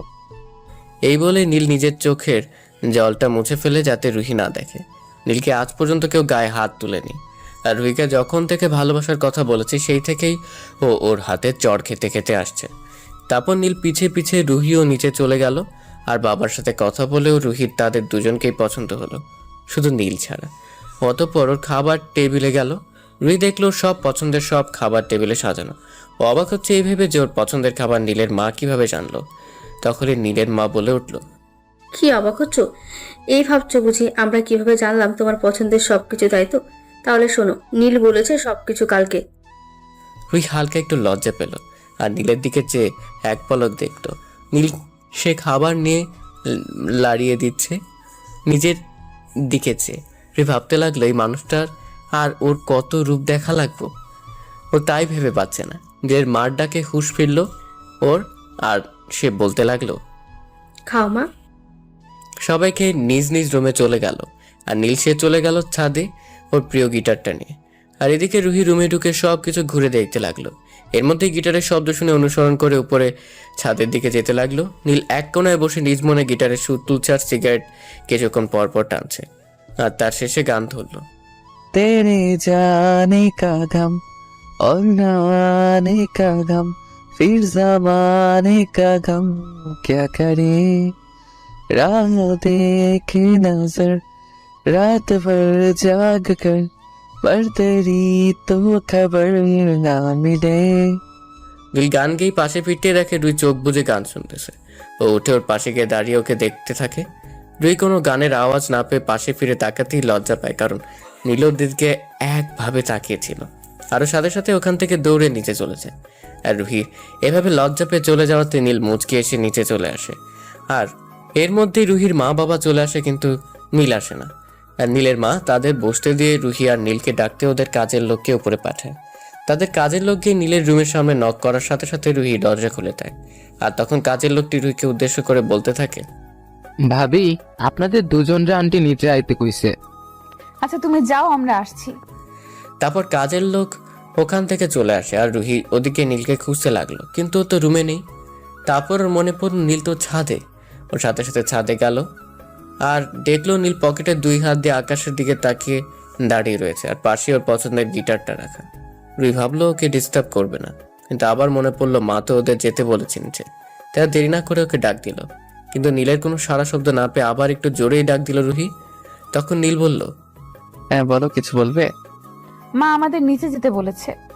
ঠিক আছে, তুমি যাও, আমি আসছি। আর তারপর নীলও কিছুক্ষণ ছাদে থেকে নিচে ওর রুমে চলে আসে। আর রুহি নিচে নামতেই দেখে ওর মা বাবা নিচে বসা। ওর মা বাবাকে দেখে সোজা উপর থেকে নিচে নেমে এসে ওর মা বাবাকে জড়িয়ে ধরে। ওর মা বাবা রুহিকে জড়িয়ে ধরে। আর রুহি ওর মা বাবাকে জিজ্ঞেস করে, তোমরা কেমন আছো? ওর বাবাই জবাব দেয়, যেমন দেখছিস তেমনই আছি। তোকে ছাড়া কখনো ভালো ছিলাম নাকি আমরা, তুই বল? আর একবারও কি পালিয়ে বিয়ে করার আগে আমাদের কথা ভাবলি না? আমার মান সম্মানের কথা ভাবলি না কেন মা? আমাদের বললেই তো পারতি, আমরাই তোদের বিয়েটা সব আয়োজন করে খুব ভালোভাবে দিয়ে দিতাম। সরি বাবা, আমাকে মাফ করে দাও। আরে এই দেখো আমার পাগলি মেয়েটা কাঁদছে দেখি। আচ্ছা মা, কাঁদিস না, তোর চোখের জল আমরা সহ্য করতে পারি না। আর আমরা কি তোর উপর রাগ করে থাকতে পারি বল? তবুও। আচ্ছা মা, মাফ করে দিয়েছি, এবার খুশি তো? রুহি বাদে সবাই হেসে দিল রুহির এমন ব্যবহারে। আর রুহিতে খানিকটা লজ্জা পেল। অতঃপর রুহির বাবা নীলের বাবাকে বলতে লাগলো, বিআই সাহেব, তার ছেলে মেয়ে তো নিজেরাই বিয়েটা করে নিল, তাই আমি আর কি ভাবছিলাম যে ওদের বিয়েটা খুব ভালোভাবে আবার দিতে। আপনারা কি বলেন? জি, আমরাও তাই ভাবতেছি। আমরা আপনার প্রস্তাবে রাজি। আচ্ছা, তাহলে তো একটা দিন দেখে ওদের ভালোভাবে বিয়েটা দিয়ে দেওয়াই যায়। আচ্ছা বিআইন সাহেবা, তার জামাই বাবাজি কোথায়? ওকে তো রুহির সাথে নিচে আসতে বললাম। রুহিমা, ও কোথায়? জি মা, ওকে তো ডেকে আসছিলাম আসার সময়। ও বলল ও আসছে, কিন্তু এখনো আসলো না কেন তাই বুঝতে পারলাম না। দাঁড়ান, আমি দেখে আসছি। যেই বলতে তিনি উঠতে যাবে, সেই ও সিঁড়ির দিকে তাকিয়ে রইল। ওর এভাবে তাকিয়ে দেখা দেখে বাকিরা সবাইও সিঁড়ির দিকে তাকায়। আর সবাই তাকিয়ে দেখলো নীল ব্ল্যাক পাঞ্জাবি, ব্ল্যাক প্যান্ট, চুলগুলো সোজা করে দাঁড়ানো, আর ঠোঁটগুলো গোলাপি চাষ দেখার মতো। এক কথায় হিরো। যে মেয়ে দেখবে প্রেমে পড়বেই সে। রুহি যে নীলের দিকে তাকিয়ে একভাবে চেয়ে আছে তা দেখে ওদের মা বাবা মুচকি মুচকি হাসছে। হঠাৎ রুহি খেয়াল হলো সবাই ওকে দেখে মুচকি মুচকি হাসছে। তা দেখেও লজ্জা পেয়ে গেল আর নিজেকে একটু সামনে বসে পড়লো মাথা নিচু করে। এর মধ্যেই রুহি নদীর কাছে চলে এলো আর এসেই সালাম দিল। আর রুহির মা বাবা একসাথে বলল, মাশাল্লাহ, বেঁচে থাকো বাবা। বিআই সাহেব, আমার মেয়ের জন্য এতদিনে একটা সুযোগ্য ছেলে পেলাম। এরকম আরো অনেক কথা হলো তাদের মাঝে এবং কিছুক্ষণ পর তারা চলে গেল। আর ওদের বিয়ে আবার ঠিক হলো 3 মাস পর হবে। ওরা চলে যাওয়ার পরই রাতের বেলা রুহি নীলের বাবা মাকে বলল, বাবা মা, আমার কিছু কথা ছিল। হ্যাঁ মা, বলো। আসলে আমি আমার চাকরিটা করতে চাই, যদি তোমরা মত দিতে। নীলের মা বাবা একসাথে হেসে দিয়ে বলল, আরে এটা তো ভালো কথা, আমরা রাজি আছি মা। আর তোমার যা দরকার তার সোজা বলে দিবে, ঠিক আছে? রুহি খুব খুশি ওর শাশুড়িকে জড়িয়ে ধরে বলে, ধন্যবাদ মা। তারপরে চলে যায়। উপরে দেখে নীলর ছবির দিকে তাকিয়ে আছে আর ছবি দেখে নিজে নিজেই বলছে, রুহি জানো, তোমাকে না খুব ভালোবাসি, শুধু বোঝাতে পারি না। যদি তুমি বলো না নিজের জীবনটা দিয়ে দিতে, কিন্তু আমি তা পারবো না। কেন জানো? ভালোবাসি তো তোমায়। আমি যদি নিজের জীবনটাই দিয়ে দিই তাহলে তোমার খেয়াল রাখবে কে? তোমাকে ভালোবাসবে কে? আমার মতো আর কেউই তোমায় পাগলের মতো ভালোবাসতে পারবে না। আর আমার জীবন কেন দিব না জানো? কারণ আমার জীবনটাই তো হলে তুমি। এগুলো সবই নীলের দরজার সামনে দাঁড়িয়ে দাঁড়িয়ে শুনতেছিল। রুহির এ কথাগুলো শুনে খারাপও লাগলো আবার ভালো, কিন্তু কেন লাগলো তাও জানে না। ওর চোখ দিয়ে এমনিতেই পানি পড়ে গেল।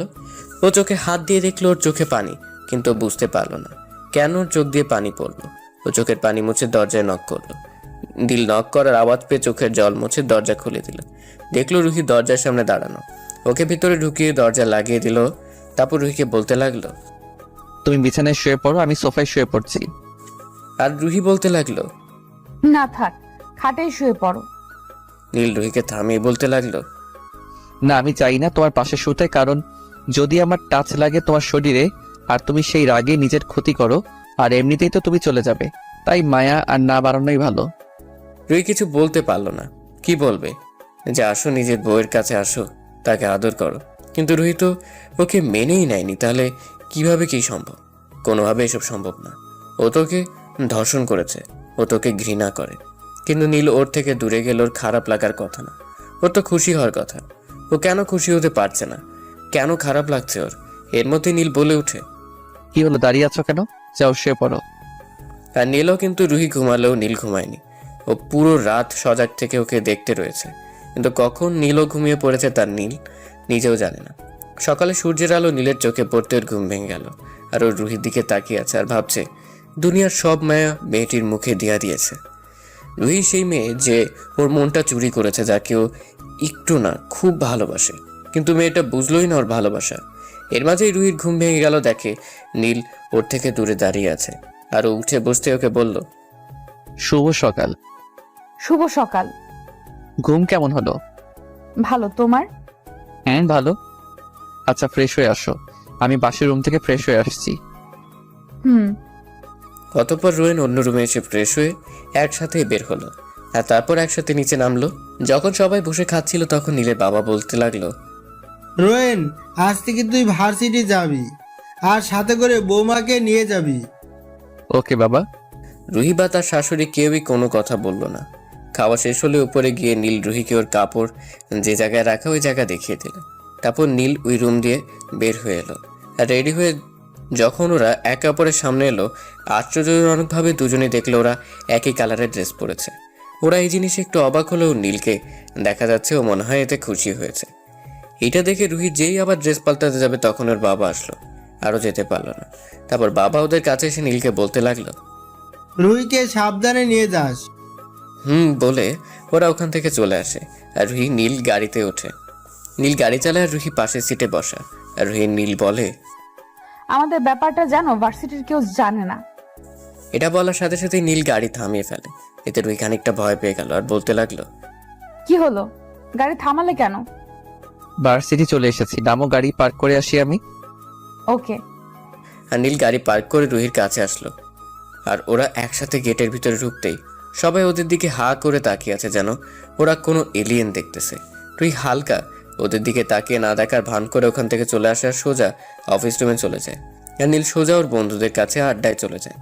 ওর বন্ধুদের কাছে যেতে ওর বন্ধুরা বলে ওঠে, কি মামা, কেমন প্রেম চলতেছে? হ্যাঁ, কি চলতেছে মানে? মানে হইলো যে তুই আর ম্যাডাম একসাথে এক গাড়িতে, আর তার উপর আবার এক কালারের ড্রেস। কেমনে কি, ম্যাডাম কি তোর প্রস্তাবে রাজি নাকি? আরে না, এমনি কালার ম্যাচ হইতেই পারে, এটা স্বাভাবিক। আর ম্যাম আমাদের কেমন যেন আত্মীয় হয়, তাই এখন থেকে আমাদের বাসায় কিছুদিন থাকবে আর আমার সাথেই আসবে। আরে মামা, তাহলে তো ভালোই হইলো, তুই একটু ভালো টাইম পাবি ম্যাডামের লাইন মার। দেখি কি করা যায়। এর মাঝেই নীলের সামনে এসে হাজির। আর নীল ওকে দেখে পাশ কাটিয়ে ওদের বন্ধুদের নিয়ে যাওয়া ধরল। তখনই নীলা বলল, নীল, আমার কথাটা একটু শোনো প্লিজ। নীল দাঁড়ালো আর ওর দিকে ফিরে বলল, বলো। আসলে আমি ওই দিনের জন্য সরি, আমাকে মাফ করে দাও। আমি আসলে বুঝতে পারিনি যে কাউকে কোনোদিন জোর করে ভালোবাসা যায় না। আমাকে কি মাফ করা যায় না? তুমি তোমার ভুল বুঝতে পারছো, এটাই অনেক। সত্যি আমায় ক্ষমা করেছো? তাহলে আমরা কি বন্ধু হতে পারি? ওকে। নীল কিছুক্ষণ ভেবে বলল। তখনই রুহি উপর দিয়ে ক্লাসের দিকে যাচ্ছিল। আরও দেখলো নীল আর নীলা হেসে হেসে হাতে হাত মিলে কথা বলছে, যা দেখে রুহির কেন জানি খুব কষ্ট লাগলো। মনে হচ্ছিল ওর প্রিয় জিনিসকেও খুব তাড়াতাড়ি করেই ওর থেকে কেড়ে নিবে। রুহি আর ওদিকে খেয়াল না করে সোজা ক্লাসরুমে চলে আসে। নীল আর নীলা কথা বলতে বলতে ক্লাসের দিকে আসা ধরল। আর ক্লাসের সামনে এসেই রুহির অনুমতি নিয়ে ওরা সবাই ভিতরে ঢুকলো। সামনে নীল কোনো সিট না পেয়ে পিছিয়ে গিয়ে বসলো। আর ওর পাশে নীলাও বসলো, যা দেখে রুহির মেজাজ খুব গরম হয়ে গেল। রুহির রকটা কোনো রকম কন্ট্রোল করে ক্লাসে পড়ানোর দিকে মনোযোগ দিল, কিন্তু কিছুক্ষণ পর পরেও নীলের দিকে খেয়াল করছে। ও দেখলো আজ নীল ওর দিকে একবারও তাকালো না, যাতে করে ও আর নিজেকে কন্ট্রোল না করতে পেরে নীলার কাছে চলে যায় আর ওদের সামনে গিয়ে দাঁড়ায়। কিন্তু ওরা তো ওদের কাজ নিয়ে ব্যস্ত। রুহি যে ওদের সামনে এসে দাঁড়িয়ে আছে তার দিকে ওদের কোনো খেয়াল নেই। রুহি আর সহ্য করতে না পেরে একটু জোরেই চিৎকার দিয়ে উঠল, স্টপ! সবাই কিছুটা ভয় পেয়ে রুহির দিকে তাকায়। আর নীলা তো বেচারি ভয় পেয়ে নীলকে জড়িয়ে ধরে। আর নীল একটু ভয় পেলে ও নিজেকে সামলে নিয়ে একবার রুহির দিকে আর একবার নীলার দিকে তাকায়। ও রুহির দিকে তাকিয়ে দেখে ওর চোখ দুটো রাগে লাল হয়ে গেছে আর গাল দুটো লাল হয়ে গেছে। আর নীলার দিকে তাকিয়ে দেখে ওকে একদম আষ্টে পৃষ্ঠে জড়িয়ে ধরে আছে, ছাড়ার নামই নেই। নীল নীলাকে একটু জোরে ধাক্কা দিয়ে ছাড়িয়ে নেয়। আর নীলা একটু লজ্জা পাওয়ার ভঙ্গি করে নিচে তাকায়। এবার রুহি ওদের বলতে শুরু করে, এই দাঁড়াও তোমরা। সাথে সাথে ওরা দুজনই দাঁড়িয়ে গেল আর রুহি বলতে লাগলো, এই মেয়ে লজ্জা শরম নাই? ক্লাসের মাঝে এসব কি? হ্যাঁ, ক্লাস করতে আসো না প্রেম করতে, কোনটা? এত ছেলেদের জড়িয়ে ধরার অভ্যাস কেন? ছেলেদের থেকে দূরত্ব বজায় রেখে থাকতে পারো না? আর নীল, তুমি কি ক্লাস করতে আসো না, ক্লাসে এসব করতে?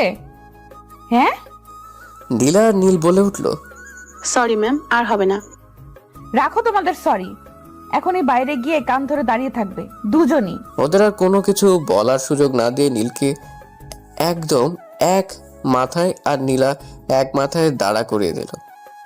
আর কত কি দেখবো। তারপর রুহি ক্লাসে চলে আসে আর ক্লাস করতে ভালো না লাগায় ও ওদের পড়া দিয়ে সোজা ক্লাস থেকে বের হয়ে যায়। আর অফিস কক্ষে এসে ভাবতে থাকে, আমি তো ভালোবাসি না, তাহলে আমি কেন ওর পাশে অন্য মেয়ে সহ্য করতে পারি না? না, আমার ওর থেকে দূরে দূরে থাকতে হবে। রুহি মনে মনে এই কথাগুলো চিন্তা করলো। আর এদিকে নীল দাঁড়িয়ে দাঁড়িয়ে ভাবতে লাগলো, ইয়েস, রুহি আমায় আস্তে আস্তে করে ভালোবাসতে শুরু করছে। এখন শুধু আমার প্ল্যান মতো কাজ করতে পারলেই হলো। আর এর মাঝখানে সব ক্লাস শেষ হওয়ার সাথে সাথে রুহি একাই বাসায় চলে যায়। আর নীল বের হয়ে রুহিকে কল দেয়, কিন্তু ও না ধরেই SMS দিয়ে বলে দেয় ও বাসায় চলে গেছে, ও যেন চলে আসে।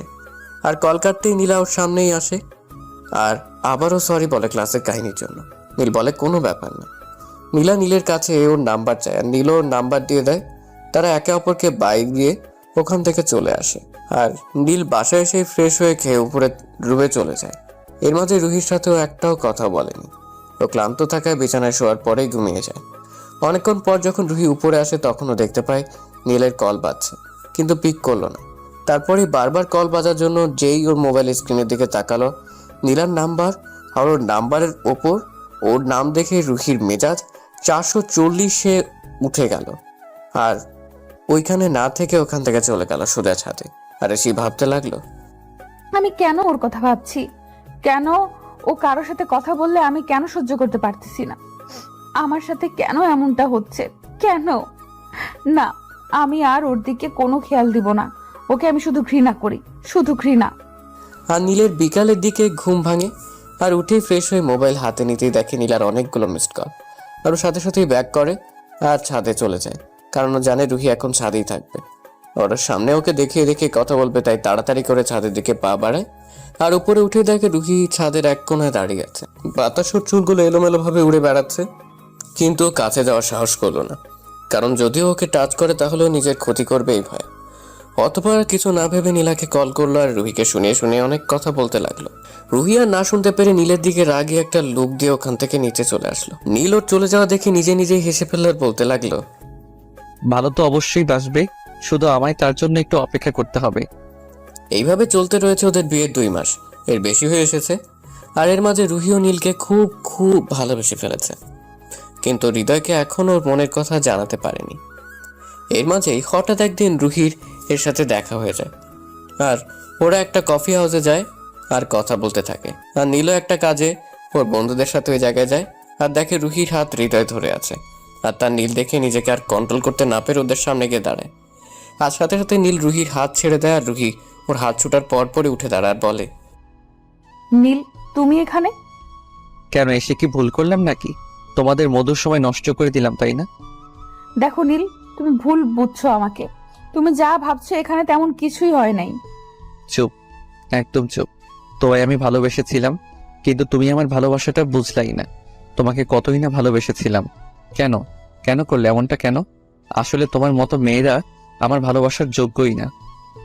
রুহি আর নিজেকে কন্ট্রোল না করে রেগে গিয়েই নীলের গালে থাপ্পড় বসিয়ে দিল, ঠাস ঠাস করে 2টা থাপ্পড়। আর বলতে লাগলো, আমি একজনের সাথে কথা বললেই দোষ, আর তুমি যখন নীলার সাথে সারাদিন ঘুরে বেড়াও, কথা বলো, তখন কই? তখন তো আর আমি তোমায় কিছু বলি না। তাহলে আমার বিষয়ে তুমি কেন নাক গলাবে? তোমার চেহারাটা তো আমি দেখতে চাই না। চলে যাও আমার সামনে থেকে। ঠিক আছে, আর কখনো আমার এই চেহারা তোমায় দেখাবো না। পারলে মাফ করে দিও। এই বলেই নীল ওখান থেকে চলে আসে আর ওখান থেকে বের হয়ে সোজা গাড়ি নিয়ে ফুল স্পিডে বাসার দিকে চলে যায়। আর এদিকে ওকে কথাগুলো রাগের মাথায় বলে নিজে নিজেই কথাগুলো ভেবে কেঁদে দেয়। আর একটা সময় মাথা ঘুরিয়ে পড়ে যায়। হৃদয় তাড়াতাড়ি করে ওকে হসপিটালে নিয়ে যায়। আর হসপিটালে নিয়ে যাওয়ার পর রুহিকে ডাক্তার চেক আপ করার পর হৃদয় ডাক্তার যা বললো তা শোনার জন্য হৃদয় মোটেও প্রস্তুত ছিল না। ওর মাথায় যেন আকাশ ভেঙে পড়লো ডাক্তারের কথা শুনে। ডাক্তারের কথা শুনে ওর পৃথিবী যেন থমকে গেছে। আর আবার শিওর হওয়ার জন্য জিজ্ঞেস করলো, ডাক্তার আপনি কি সত্যি বলছেন? এটা সত্যি। আপনি না হলে রিপোর্ট চেক করতে পারেন। হৃদয় ফাইলটা দেখে ওর নাক মুখ পুরো লাল হয়ে গেছে। ওখানে আর এক মুহূর্ত না দাঁড়িয়ে সোজা উঠে চলে যায়। আর এদিকে নীল পাশে এসে সব ভাঙচুর করা শুরু করে দেয়। ভাঙচুর করতে করতে এক পর্যায়ে ওর হাত কেটে ফেলে। প্রচুর রক্ত ঝরছিল কিন্তু আর থামেনি ভাঙচুর করা থেকে। আর ওকে ওর মা বাবাও থামাতে পারেনি এসব করা থেকে। সবাই খুব ভয় পেয়ে গেছে ওর এই কর্মকাণ্ডে। ও রুমের দরজা আটকে কিছু একটা করলো আর তারপরে রুমের দরজা খুলে ব্যাগ নিয়ে বের হয়ে গেল। কোথায় যাচ্ছে কেন যাচ্ছে ও তা কাউকেই বললো না। ও বাসা দিয়ে বের হয়ে ওর এক বন্ধুকে কল করে ওর সাথে দেখা করার জন্য বলল, কিন্তু ওর বন্ধুটা ঢাকার বাইরে থাকে। ও সেখানে যাওয়ার জন্য রেডি হলো আর ফুল স্পিডে গাড়ি চালিয়ে চলে গেল। আর এদিকে রুহির জ্ঞান ফেরার পর ও নিজেকে হসপিটালের বেডে আবিষ্কার করলো। উঠতেই নার্স ডাক্তারকে নিয়ে এলো আর এসে ডাক্তার বলতে লাগলো, তাহলে আপনার জ্ঞান ফিরলো? কিন্তু আমার কি হয়েছিল? আরে আমি তো বলতেই ভুলে গেছি, আপনি মা হতে চলেছেন। কনগ্রেস। কি সত্যি ডাক্তার? আপনি এখন সুস্থ, বাসায় যেতে পারেন। আর এই প্রেসক্রিপশনে যা লেখা আছে সেই অনুযায়ী চলেন। আর প্রতি মাসে একবার চেক আপ করে যায়। ধন্যবাদ ডাক্তার। আমাকে এখানে নিয়ে কে এসেছিল? হৃদয় নামের একটা ছেলে, কিন্তু আপনি মা হওয়ার কথা বলার সাথে সাথে উনি কোথায় যেন চলে গেলেন, তা আমি জানি না। ও আচ্ছা ডাক্তার, আমি তাহলে আসি। ওকে। হসপিটাল থেকে বের হয়ে হৃদয়কে রুহি কল করলো কিন্তু ওর ফোন সুইচ অফ। তারপর ওকে আর ফোন না দিয়ে নীলকে কল করতে থাকে, কিন্তু যতবারই ওকে ফোন দিতেছে ততবারই ও বিরক্ত হয়ে যাচ্ছে আর টেনশন বেড়ে যাচ্ছে, কারণ নীল ফোন পিক করছিল না। এইরকম করতে করতে একটা সময় বাসায় চলে আসে আর এসেই সবাইকে সামনে আর সাথে সাথে ওর মা বাবাকে মানে ওর শ্বশুর শাশুড়িকে বলে, মা একটা খুশি সংবাদ আছে। কি খুশির সংবাদ? মা আপনারা দাদা দাদি হতে যাচ্ছেন। কি সত্যি? সবাই খুশি হয়। আর তারপর রুহি এটাও বলা শুরু করে, মা নীল কোথায়? সবাই চুপ করে আছে দেখে আবার বলতে লাগলো, কি হলো মা, নীল কোথায়? তারপর নীলের মা ওকে সব বললো আর কেঁদে দিল। আর তার সাথে রুহিরও মনে পড়লো কেন নীল এমন করলো, শুধুমাত্র ওর জন্য এমনটা হলো। রুহি কেঁদে ফেললো আর সোজা উপরে দৌড়ে চলে গেল। আর গিয়েই দেখতে পেলো যে পুরো রুমের আসবাবপত্র একদম ভেঙে চুরমার করা। আর টেবিলের দিকে তাকাতেও দেখতে পেলো একটা ডায়েরি রাখা আর তার সাথে একটা চিঠিও রাখা। ওই চিঠিটা ডায়েরিটা নিল আর খুলে দেখলো চিঠিটা তাতে লেখা ছিল এই যে, প্রিয় রুহি, প্রথমেই মাফ চেয়ে নিচ্ছি, কারণ আমি যা এতদিন করেছি তার জন্য। জানো, জীবনে কখনো কোনো মেয়ের দিকে তাকাইনি পর্যন্ত, শুধুমাত্র অপেক্ষায় ছিলাম কবে তোমার দেখা পাবো। কারণ কি জানো, তোমার মতনই কাউকে সবসময় চাইতাম আর পেয়েও গেলাম, কিন্তু আমার কপাল দেখো, পেয়েও হারিয়ে ফেললাম। যাই হোক, আমার কথা নাই বা বলি, তুমি চেয়েছিলে না যে আমি তোমায় ডিভোর্স দেই? আমার টেবিলের উপরে ড্রয়ারটা খোলো, দেখবে তাতে একটা বক্স আছে। নীলের কথা মতো তাই করলো, কিন্তু একটু অবাকও হলো। দাঁড়ান বলছি, কেন অবাক হলো? ও আবার পড়তে লাগলো। কি অবাক হচ্ছ? জানি অবাক হওয়ারই কথা, কারণ এটা আমি ছাড়া আর কেউই জানে না। আচ্ছা, তোমার হাতে যে ডায়েরিটা আছে ওটা খুলে দেখলেই সব উত্তর পেয়ে যাবে। আর হ্যাঁ, আমি ব্যাপারে সাইন করতে পারিনি, কারণ কি জানো, ভালোবাসি তোমায় অনেক, পারলে আমি মাফ করে দিও। আর হ্যাঁ, তোমায় ছেড়ে এই শহর ছেড়ে বহু দূরে চলে যাচ্ছি, যাতে আমার ছায়াও তোমার আশেপাশে না পড়ে। ভালো থেকো, আর কখনো আমার অধিকারের দাবি করব না। তুমি নিজের মতো করে তোমার দুনিয়া কষ্ট করে সাজিয়ে নিও, আর পারলে আমায় মাফ করে দিও। ভালো থেকো, ভালোবাসা, ইতি, তোমার না হওয়া স্বামী। রুহি চিঠিটা পড়েই বসে পড়ে কাঁদতে কাঁদতে আর বলতে থাকে জোরে চিৎকার করতে করতে, নীল, তোমায় ভালোবাসি, কেন চলে গেলে আমায় ছেড়ে? আমি যে তোমায় ছাড়া বাঁচবো না, কেন এমনটা করলে? আমার কথা একবারও ভাবলে না? রাগের মাথায় কি না কি বলেছি তার জন্য তুমি আমায় ছেড়ে চলে যাবে? কেন কেন নীল, তুমি কেন আমায় একা করে চলে গেলে? কেন? কান্না করতে আসে রুহি। ওর চোখ দিয়ে অঝোর ধারায় পানি পড়তেছে। এর মধ্যে ওর হাতে থাকে ওর কতগুলো ছবি, ওর কানের দুল, নূপুর আর ওর হারিয়ে যাওয়া ওনাটা পাশে দেখে তাড়াতাড়ি ডায়েরিটা হাতে নিল আর পড়তে লাগলো।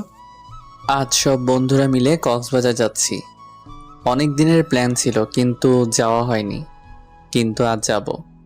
তাই সবাই প্ল্যান করলাম লং জার্নি করতে করতে যাব, বাইক ড্রাইভ করে যাব। তাই যা ভাবলাম সেই মতনই সবাই রওনা হলাম। আমরা মোট 8 জন, আর আমাদের সবার কাছেই বাইক আছে, কিন্তু আমরা 8টা বাইক না নিয়ে 4টা বাইক নিলাম। আর সবাই রাতের দিক দিয়ে বাইক নিয়ে বের হব ঠিক করলাম। রাত 8টা। দোস্ত কই তুই? আমার সবাই তোর বাসার সামনে, আর নীল কই? তোরা তাড়াতাড়ি করে চলে আয়। আমরা দুইজনই একসাথেই আছি, দাঁড়া আমরা আসছি। ওকে। ওই ভাই চল, আমাদের এখন যাওয়া লাগবে, ওরা নিচে অপেক্ষা করছে। চল, আমি রেডি। হয়তো ভাবছেন রিহানকে, তাই না? ওকে বলবো, কিন্তু একটু অপেক্ষা করতে হবে, না হলে যে জানতে পারবেন না। ওকে চল। নীল আর রিহান এক কালার ড্রেস পরেছে, দুইজনকে পুরাই অসাধারণ লাগতেছে। ওদের দেখেই মেয়েরা প্রেমে পড়ে যাবে। তাহলে ভাই আমাদের কি হইব যদি সব মাইয়া ওদের লাইকা পাগল হইয়া যায়? চিন্তার বিষয়। ওরা নিচে দুজন এক বাইকে উঠে রওনা হলো। ওদের বন্ধুরা বলে উঠলো, ভাই তোরা সবসময় একরকম ভাবে, মানে তুই যা পড়স রেহানও তাই পড়ে, আর রেহান যা পড়ে তুইও তাই পড়স, কেন ভাই? তোরা বুঝবি না, এখন বেশি কথা না বলে চল। তারপর ওরা সবাই রওনা হলো কক্সবাজারের উদ্দেশ্যে। ওরা 10 ঘন্টার মধ্যে ওদের গন্তব্যে পৌঁছে গেল। ওরা নেমে একটা হোটেল বুক করলো থাকার জন্য। ওরা ওখানে 3 দিন থাকবে, তাই 3 দিনের জন্য রুমগুলো বুক করে নিল। তারপর ওরা কিছুক্ষণ রেস্ট নিয়ে সি বিচে চলে গেল। আর ওখানে গিয়ে সবাই মজা মাস্তি করা শুরু করে দিল। হঠাৎই নীল সামনে তাকাতেই যেন থমকে গেল কিছুক্ষণের জন্য। আরও সবাই থেকে একটু দূরে গিয়ে দেখতে লাগলো। কি দেখতে লাগলো জানেন? তাহলে শুনুন। ও যা দেখে থমকে গিয়েছিল সে হলো রুহি, ওর প্রথম ও শেষ ভালোবাসা। রুহি ওর মা বাবার সাথে কক্সবাজার আসছে ঘুরতে, আর পরে ওদের সাথেই পানিতে নেমে মজা করছে। আর তখনই নীলের চোখেও পড়লো, কিন্তু রুহি ওকে খেয়াল করেনি যে ওকে কেউ দেখছে। কিন্তু হঠাৎই রুহি ওর মা বাবার সাথে চলে গেল, আর নীল ওর সাথে কথা বলার জন্য যেই সামনে যাবে, কিন্তু ততক্ষণও চলে গিয়েছিল। নীল সামনে এগিয়ে গিয়ে এক জোড়া নুপুর পেল। তারপর ও মুচকে এসে নুপুর জোড়া পকেটে ঢুকিয়ে নিল, আর তারপর ওর বন্ধুদের কাছে চলে গেল। আর আরও কিছুক্ষণ মজা মাস্তি করে ওরা চলে গেল হোটেলে। রুহি রাতের বেলা আকাশের নিচে প্লাস পানির কাছাকাছি জায়গায় একা থাকতে খুব ভালো লাগে। তারা দেরি না করে কাউকে না জানে বিচে চলে আসে, আর হাঁটতে হাঁটতে একটা নির্জন জায়গায় গিয়ে বসে, যেখানে সচরাচর কোনো মানুষ আসে না। ও বসে বসে আকাশের তারা গুনছিল, আর ওর কাছে সব কিছু খুব দারুণ লাগতেছিল। আর অন্যদিকে নীল কিছু ভালো লাগতেছিল না দেখে ও উঠে হোটেল থেকে নেমে বিচের দিকে যাচ্ছে, কিন্তু কেন জানি একটা জায়গায় ওর পা না যেতে চাইলেও ওর মন ঠিকই যেতে চাইছে, তাই নীল ওদিকে যাওয়া শুরু করলো।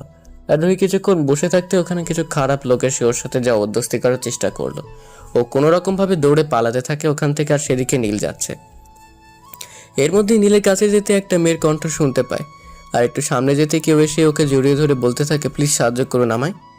নীল চাঁদের আলোর ফর্সা মুখটা দেখলো, আর দেখলো ও ভয় পেয়েছে খুব, যার কারণে রীতিমতো কাঁপছে। ও রুহিকে বলতে লাগলো, দেখুন ভয় পাওয়ার কোনো কারণ নেই, আপনার কিছু হবে না, আমি আছি তো নাকি? রুহি কিছু বলছে না, শুধু নীলের দিকে একবার তাকালো, আর তাকেই থমকে গেল, কারণ নীলকে এই রাতের বেলা অনেক সুন্দরী লাগছে। আর তার সাথেও মুখে একটা মাস্ক পরেছিল, যার কারণে ওর চেহারাও দেখতে না পেল। ওর 6 প্যাক বডি, রাগান্বিত চোখ, খাড়া খাড়া চুল সব মিলে পুরাই জোশ লাগতেছিল, এবং তার সাথে ভয়ানকও। এর মাঝে লোকগুলোর সামনে এসে পড়ে আর বলতে থাকে, কি রোমিও, জুলিয়েটকে তো অনেকক্ষণ ধরে জড়িয়ে ধরেছিস, এখন এদিকেও একটু দাও, আমরা ওকে একটু জড়িয়ে ধরি। বলে ওরা হাসতে লাগলো। নীল রাগে গা জ্বলা শুরু করলো, আর তার সাথে ওর হাত মুষ্টিবদ্ধ করলো। আর ওদের লিডার ওদের একজনকে বলতে লাগলো, যা মেয়েটিকে নিয়ে আয়। নীল রুহিকে পিছিয়ে সরিয়ে দিয়ে রুহির সামনে দাঁড়ালো, আর ওরা আসতেই এক ঘুষি, সাথে সাথে যেটা এসেছিল ওটা ওখানেই শেষ। এটা দেখে ওরা ভয় পেয়ে গেল, আর সাথেই ওরা নিজেদের পকেট থেকে চাকু বের করে ওর দিকে দৌড়ে এলো, আর নীলও এক একটা ধরে ধরে মারতে লাগলো। কিন্তু ওদের লিডারটা নীলকে একটা চাকুর আঘাত দিয়ে সক্ষম হয়েছিল, যার কারণে ওর প্রচুর রক্ত পড়া শুরু হয়ে গেল। তারপর ওদের মারতে মারতে আধমরা করে ফেললো। রুহি তাড়াতাড়ি গিয়ে ওকে থামালো, আর বলতে লাগলো, ছাড়ুন, ওরা মরে যাবে। রুহি আর ওর হাতের দিকে খেয়াল করতেই দেখে ওর হাত প্রচুর রক্ত ঝরছে। ও তাড়াতাড়ি করে ওর হাতে ওড়নাটা বেঁধে দিল। তখন রক্ত পড়া থামলো, আর পড়ে ওরা হালকা পাতলা কথা বলতে বলতে রুহির হোটেলের সামনে চলে এলো। ওকে বিদায় দিয়ে নীল সোজা ওর হোটেল রুমে চলে এলো। ও এসেই পড়লো রিহানের সামনে, শালায় সামনেই বসে আছে। ও জিজ্ঞেস করছে, তুই এত রাতে গিয়েছিলি কই? এই সামনে। কিন্তু তুই না ঘুমিয়েছিলি, উঠলি কখন? এই একটু আগে আর তার মধ্যে তুই চলে এলি। এটা বলেই রিহান নীলের হাতের দিকে তাকাতে খেয়াল করলো ওর হাতে ওড়না পেঁচানো আর তাতে রক্ত লাগা, কিন্তু নীলকে খুব স্বাভাবিক লাগতেছে। আর তার উপর ও নীলের কাছে যেতেই দেখতে পেল ওর বুক পকেটে একটা মেয়েদের কানের দুল লাগানো। ও কাছে যে এই নীলের বুকের সাথে লাগানো দুলটা হাতে নিল আর বলতে লাগলো, এই দুলটা আর ওর হাতটা জাকিয়ে ধরে বলল, এসব কি আমাকে তাড়াতাড়ি বল। একটু রেগে গিয়ে বললো, কারণ রিহান নীলের কোনো ক্ষতি দেখলো বা শুনলে ওর মাথা ঠিক থাকে না। ও আবার নীলের চেয়েও মারাত্মক রাগে, যা টোটালি বলার বাহিরে। অতঃপর নীল ওকে সব বললো, প্রথম থেকে যা যা হয়েছিল। রিহান ওর হাতে কানের দুলটা দিয়ে বলতে লাগলো, ওরে শালা, একদিনে এত কিছু করে ফেললি, অথচ আমি জানি না। এই বলেই ওকে মারতে লাগলো। আরে আরে ভাই, সরি। ওকে যা, কাল তোকে দেখা করাবো ওর সাথে, ওকে? মার থামিয়ে ওকে যা, ডান। দেখি আমার ভাইটা কার প্রেমে একদিনে এত পরিমাণ হাবুডুবু খাচ্ছে। ওকে ফ্রেশ হয়ে ঘুমাবো। ওকে। নীল ফ্রেশ হয়ে এসে ঘুমিয়ে পড়লো। আর তারপরেই ওরা পরের দিন সকালে উঠে নাস্তা করে দুজন বের হয়ে গেল। আর ওদের সবাইকে বলে গেল যে ওদের সাথে ওরা দুজন রাতে দেখা করবে। তারপর ওরা বেরিয়ে গিয়ে রুহির হোটেলের সামনে গিয়ে থামলো। ওরা গিয়ে রুহির নাম ধরে ম্যানেজারের কাছে জিজ্ঞেস করতে, সে বললো ওরা চলে গেছে। নীলের যেন মাথা কাজ করা বন্ধ করা দিচ্ছে, তবুও জিজ্ঞেস করতে লাগলো, আচ্ছা, তারা ফিরে গেছে কোথায় তা বলতে পারবেন? অবশ্যই, তারা ঢাকায় ফিরে গেছে, কিন্তু কোথায় গেছে আমরা জানি না। ওকে, ধন্যবাদ আপনাকে। এটা বলে ওরা দুজন ওখান থেকে চলে গেল। আর বের হয়ে নীল রিহানকে বলে, ভাই, আমি কালকেই ঢাকা যেতে চাই। তুই ওদের সাথে থাক, আমার যে ওকে লাগবেই। ওকে, তুই আজই যা, আমরা পরের দিন আসছি। ওকে। নীল বাইক না নিয়ে ওখান থেকে চলে গেল আর বলে গেল রিহানকে বাইকটা নিয়ে আসতে। আসার সময় নীল ঢাকাতে ব্যাক করেই রুহিকে সারা ঢাকা খুঁজতে থাকে, কিন্তু পায় না। আর ওর সাথে রিহানও মিলে খুঁজে, কিন্তু কেউই পায় না খুঁজে রুহিকে। আর হঠাৎই রুহিনের থাইল্যান্ডে কিছু কাজের জন্য যাওয়া পড়ে। আর তারপরেই রুহির সাথে ওর আবার দেখা হয় ভার্সিটিতে। ও যখন ওকে দেখে তখন ওর খুশিতে চোখে পানি এসে গিয়েছিল। আর তারপরেই তো ওকে যা যা বলে আর সবই ওই ডায়েরিতে লিখে আসছিল। রুহি ডায়েরিটা পড়ে এখন আগের চাইতে একটু না, অনেক বেশি জোরে কেঁদে দিল আর বলতে লাগলো, আমাকে মাফ করে দাও নীল, মাফ করে দাও। আমি বুঝতে পারিনি তুমি আমায় এতটা বেশি ভালোবাসো। ডায়েরিটা নীলের ছবি বুকে জড়িয়ে কাঁদতে থাকে। এর মধ্যেই রুহির ফোনও আননোন একটা নাম্বার দিয়ে কল আসলো। কলটা রিসিভ করে লো আর বলতে লাগলো, কে? আমি আসছি। এই বলে ও সোজা বাসা থেকে বের হয়ে গাড়ি নিয়ে কোনো এক জায়গায় যাওয়া ধরলো। রুহি কিছুক্ষণের মধ্যে ফোনে বলা জায়গায় চলে গেল। আর যাওয়ার পরে কিছু লোক এসে ওকে ভেতরে নিয়ে গেল। রুহি ভিতরে ঢুকতেই দেখতে পেল একটা লোক উল্টা দিক ফিরে দাঁড়িয়ে আছে। ও সামনে গিয়ে দাঁড়িয়ে বলল, আমার নীল কোথায়? বলবো, আগে আমাকে তো দেখো। এই বলে লোকটি পিছন ফিরল। রুহি লোকটিকে দেখে চমকে উঠলো আর বলতে লাগলো, তুমি তুমি এখানে? তুমি আমার নীল কিডন্যাপ করেছো? কুল বেবি কুল। কেন করেছি জানতে চাইলে না, শুধু এইটাই বললা কেন করলাম? বলো কেন করেছো? তাহলে শোনো, আমিও তোমায় ভালোবাসি। যেদিন তোমায় বলবো আমি তোমায় ভালোবাসি, কিন্তু ওই দিন নীল তোমায় কিডন্যাপ করে আর আমার বলা হয়ে ওঠে না। জানো, বড্ড বেশি ভালোবাসি তোমায়। তারপরও ভেবেছিলাম তুমি হয়তো বা নীলের সাথে থাকবে না, কিন্তু তার মাঝেই তোমার পেটে নীলের এই বাচ্চাটা চলে আসে আর আমার ইচ্ছা পূরণ হয় না। তাই ভাবলাম নীলকেই সরিয়ে দেবো, সাথে তোমার বাচ্চাটাও ফ্রিতে পর পারা যাবে। তা তুই কোনোদিনও পারবি না। আমার নীল তোকে তা কোনোদিনও করতে দিবে না। আরে বেবি কুল কুল, আগে তোমার নীলকে নিজেকে তো বাচ্চা, তারপর না হয় তোমাকে বাঁচাবে। ওই নীলকে নিয়ে আয়। কিছুক্ষণ পর নীলকে রুহির সামনে নিয়ে এলো। রুহি দেখতে পেল নীল পুরোপুরি রক্তাক্ত অবস্থায় আছে আর সাথে অজ্ঞান অবস্থায় চেয়ারে বাঁধা। নীল রুহিকে বলতে লাগলো, যদি আমাকে কালকের মধ্যে বিয়ে করতে রাজি না হয়, তাহলে ওকে আর তোমার পেটের বাচ্চাকে আমি মেরে ফেলবো। এখন বাকিটা তোমার ইচ্ছা, এখন কি করবা তা কালকে আমি জানাবা। রুহি কিছু বললো না, শুধু কেঁদেই যাচ্ছে। ওই ওদের আটকে রেখে দে। নীলের কথাগুলো শুনে ওর লোকেরা তাই করলো। রুহি ভাবতে লাগলো কি করবে, ও কিছুই বুঝতে পারতেছে না। অবশেষে সিদ্ধান্ত নিল যাই হোক তবুও ওর নীলকে আর বেবিকে বাঁচাবে। তাতে যদি ওর হৃদয়কে বিয়ে করা লাগে ও তাও করবে। পরের দিন হৃদয় রুহির কাছে আসলো আর এসেই বলতে লাগলো, তা ম্যাডাম কি সিদ্ধান্ত নিলেন বলুন, আমি একটু শুনি।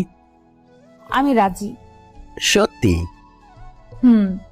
ওকে, তাহলে আমি বিয়ের সব কিছু ঠিকঠাক করছি। নীল এই বলে যাওয়া ধরলে রুহি ডাক দেয় ওকে। ও ফিরে তাকায়। আমার কিছু শর্ত আছে। বলো। তুমি নীলকে কিছু করতে পারবে না, আর তার সাথে আমি এই বাচ্চাটাকে পৃথিবীর আলো দেখাতে চাই, প্লিজ।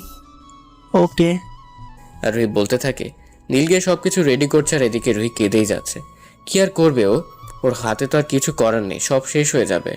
কিছুক্ষণ পর রুহিকে একদম বউয়ের সাজে সাজিয়ে নিয়ে যাওয়া হলো হৃদয়ের পাশে। হৃদয় তো অনেক খুশি, কারণ ওরা স্বপ্ন পূরণ হতে যাচ্ছে। আর ওদের সামনে নীলকে এনে রাখা হলো। হৃদয়ের লোকগুলোকে বলল নীলের জ্ঞান ফিরাতে আর ওর মাথায় বন্দুক ধরতে। ওর কথা মতো তারাও সেই কাজ করলো। নীলের হুঁশ ফিরে পেয়েই ওদের এভাবে সামনে দেখে বুঝতে পারলো কি হতে যাচ্ছে এখানে। আর কিছু বলতে চেয়েও বলতে পারছে না, কারণ ও সেই শক্তিটুকু নেই। কিভাবে বলবে? ও যে খুব ক্লান্ত। তখন হৃদয়কে বলল, দেখ নীল, দেখ, তুই আমার রুহিকে আমার কাছ থেকে কেড়ে নিয়েছিলি না, তাই আজ আমি তোর থেকে রুহিকে কেড়ে নিব। আর তুই একটু না অনেক বেশি কষ্টটা উপভোগ কর। নীল কিছু বলতে যেও পারল না। ও শরীর দুর্বল থাকায় আবার অজ্ঞান হয়ে পড়ল। আর এদিকে কাজে ওদের বিয়ে পর্ব শুরু করালো। এর মাঝে হঠাৎ হৃদয় দেখতে পেল ওদের সামনে কতগুলো বডিগার্ড এসেই ওর লোকগুলোকে মারতে লাগলো।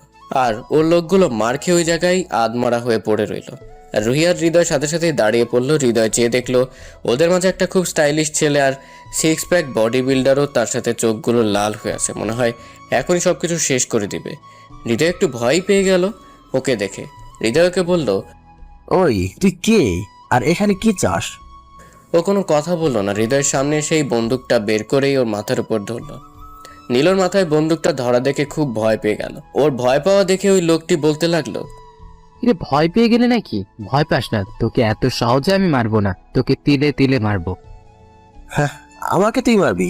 পারলে বন্দুকটা ফেলে আমাকে মারতে আয়, দেখি তোর সাহস কিরকম। ওকে চল, দেখবি আমার সাহস কিরকম। ওই লোকটি একবার নীলের দিকে আর একবার রুহির দিকে তাকালো, তারপর হৃদয়ের দিকে তাকিয়ে একটা নাক বরাবর ঘুষি মারলো। সাথে সাথে নীল ছিটকে পড়লো দেয়ালের সাথে গিয়ে, আর হাত খোলা পেয়ে রুহি নীলের কাছে ছুটে গেল আর ওর বাঁধন খুলতে লাগলো। আর এদিকে হৃদয় মার খেয়ে আবার ওই লোকটির কাছে তেড়ে এলে ওই লোকটি আবার ওকে মারতে থাকে। আর মারতে মারতেও দেখে যে হৃদয় প্রায় মরেই যাবে, কিন্তু মরতেই বলে, আরে থাম থাম, আমাকে মার পড়ে, কিন্তু ওইটা তো বল কে তুই? শুনবি আমি কে? রিহান আহমেদ, নীল আহমেদের ভাই প্লাস বন্ধু। তুই জানোস নীল আমার কি লাগে? জীবন লাগে, জীবন। আর তুই আমার জীবনটারই কষ্ট দিছস। এর শাস্তি যে কি ভয়াবহ হয় তা তুই এখনই জানতে পারবি। রিহান হৃদয়ের কাছে গিয়ে ওর মাথা বরাবর একটা আঘাত করে আর একটা চাকু দিয়ে ওর 2 হাতের রগ কেটে দেয়। আর তারপর ওকে বেঁধে ফেলে চেয়ারের সাথে আর বলতে থাকে, এখন তুই বুঝবি মৃত্যুর যন্ত্রণা কেমন।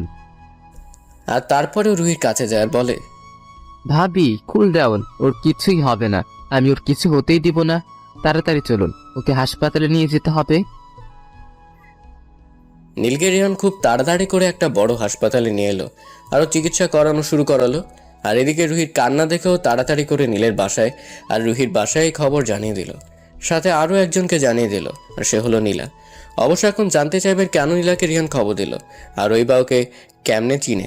পড়তে থাকুন, বুঝতে পারবেন এমনিতেই।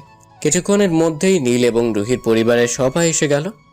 নীলের মায়ের সেই রিহানকে জিজ্ঞেস করতে লাগলো, রিহান, রিহান বাবা, আমার নীল কোথায়? ওর কিছু হবে না তো? আরে মা, ওর কিছুই হবে না, তুমি শান্ত হও তো। বাবা মাকে নিয়ে ওইদিকে বসো।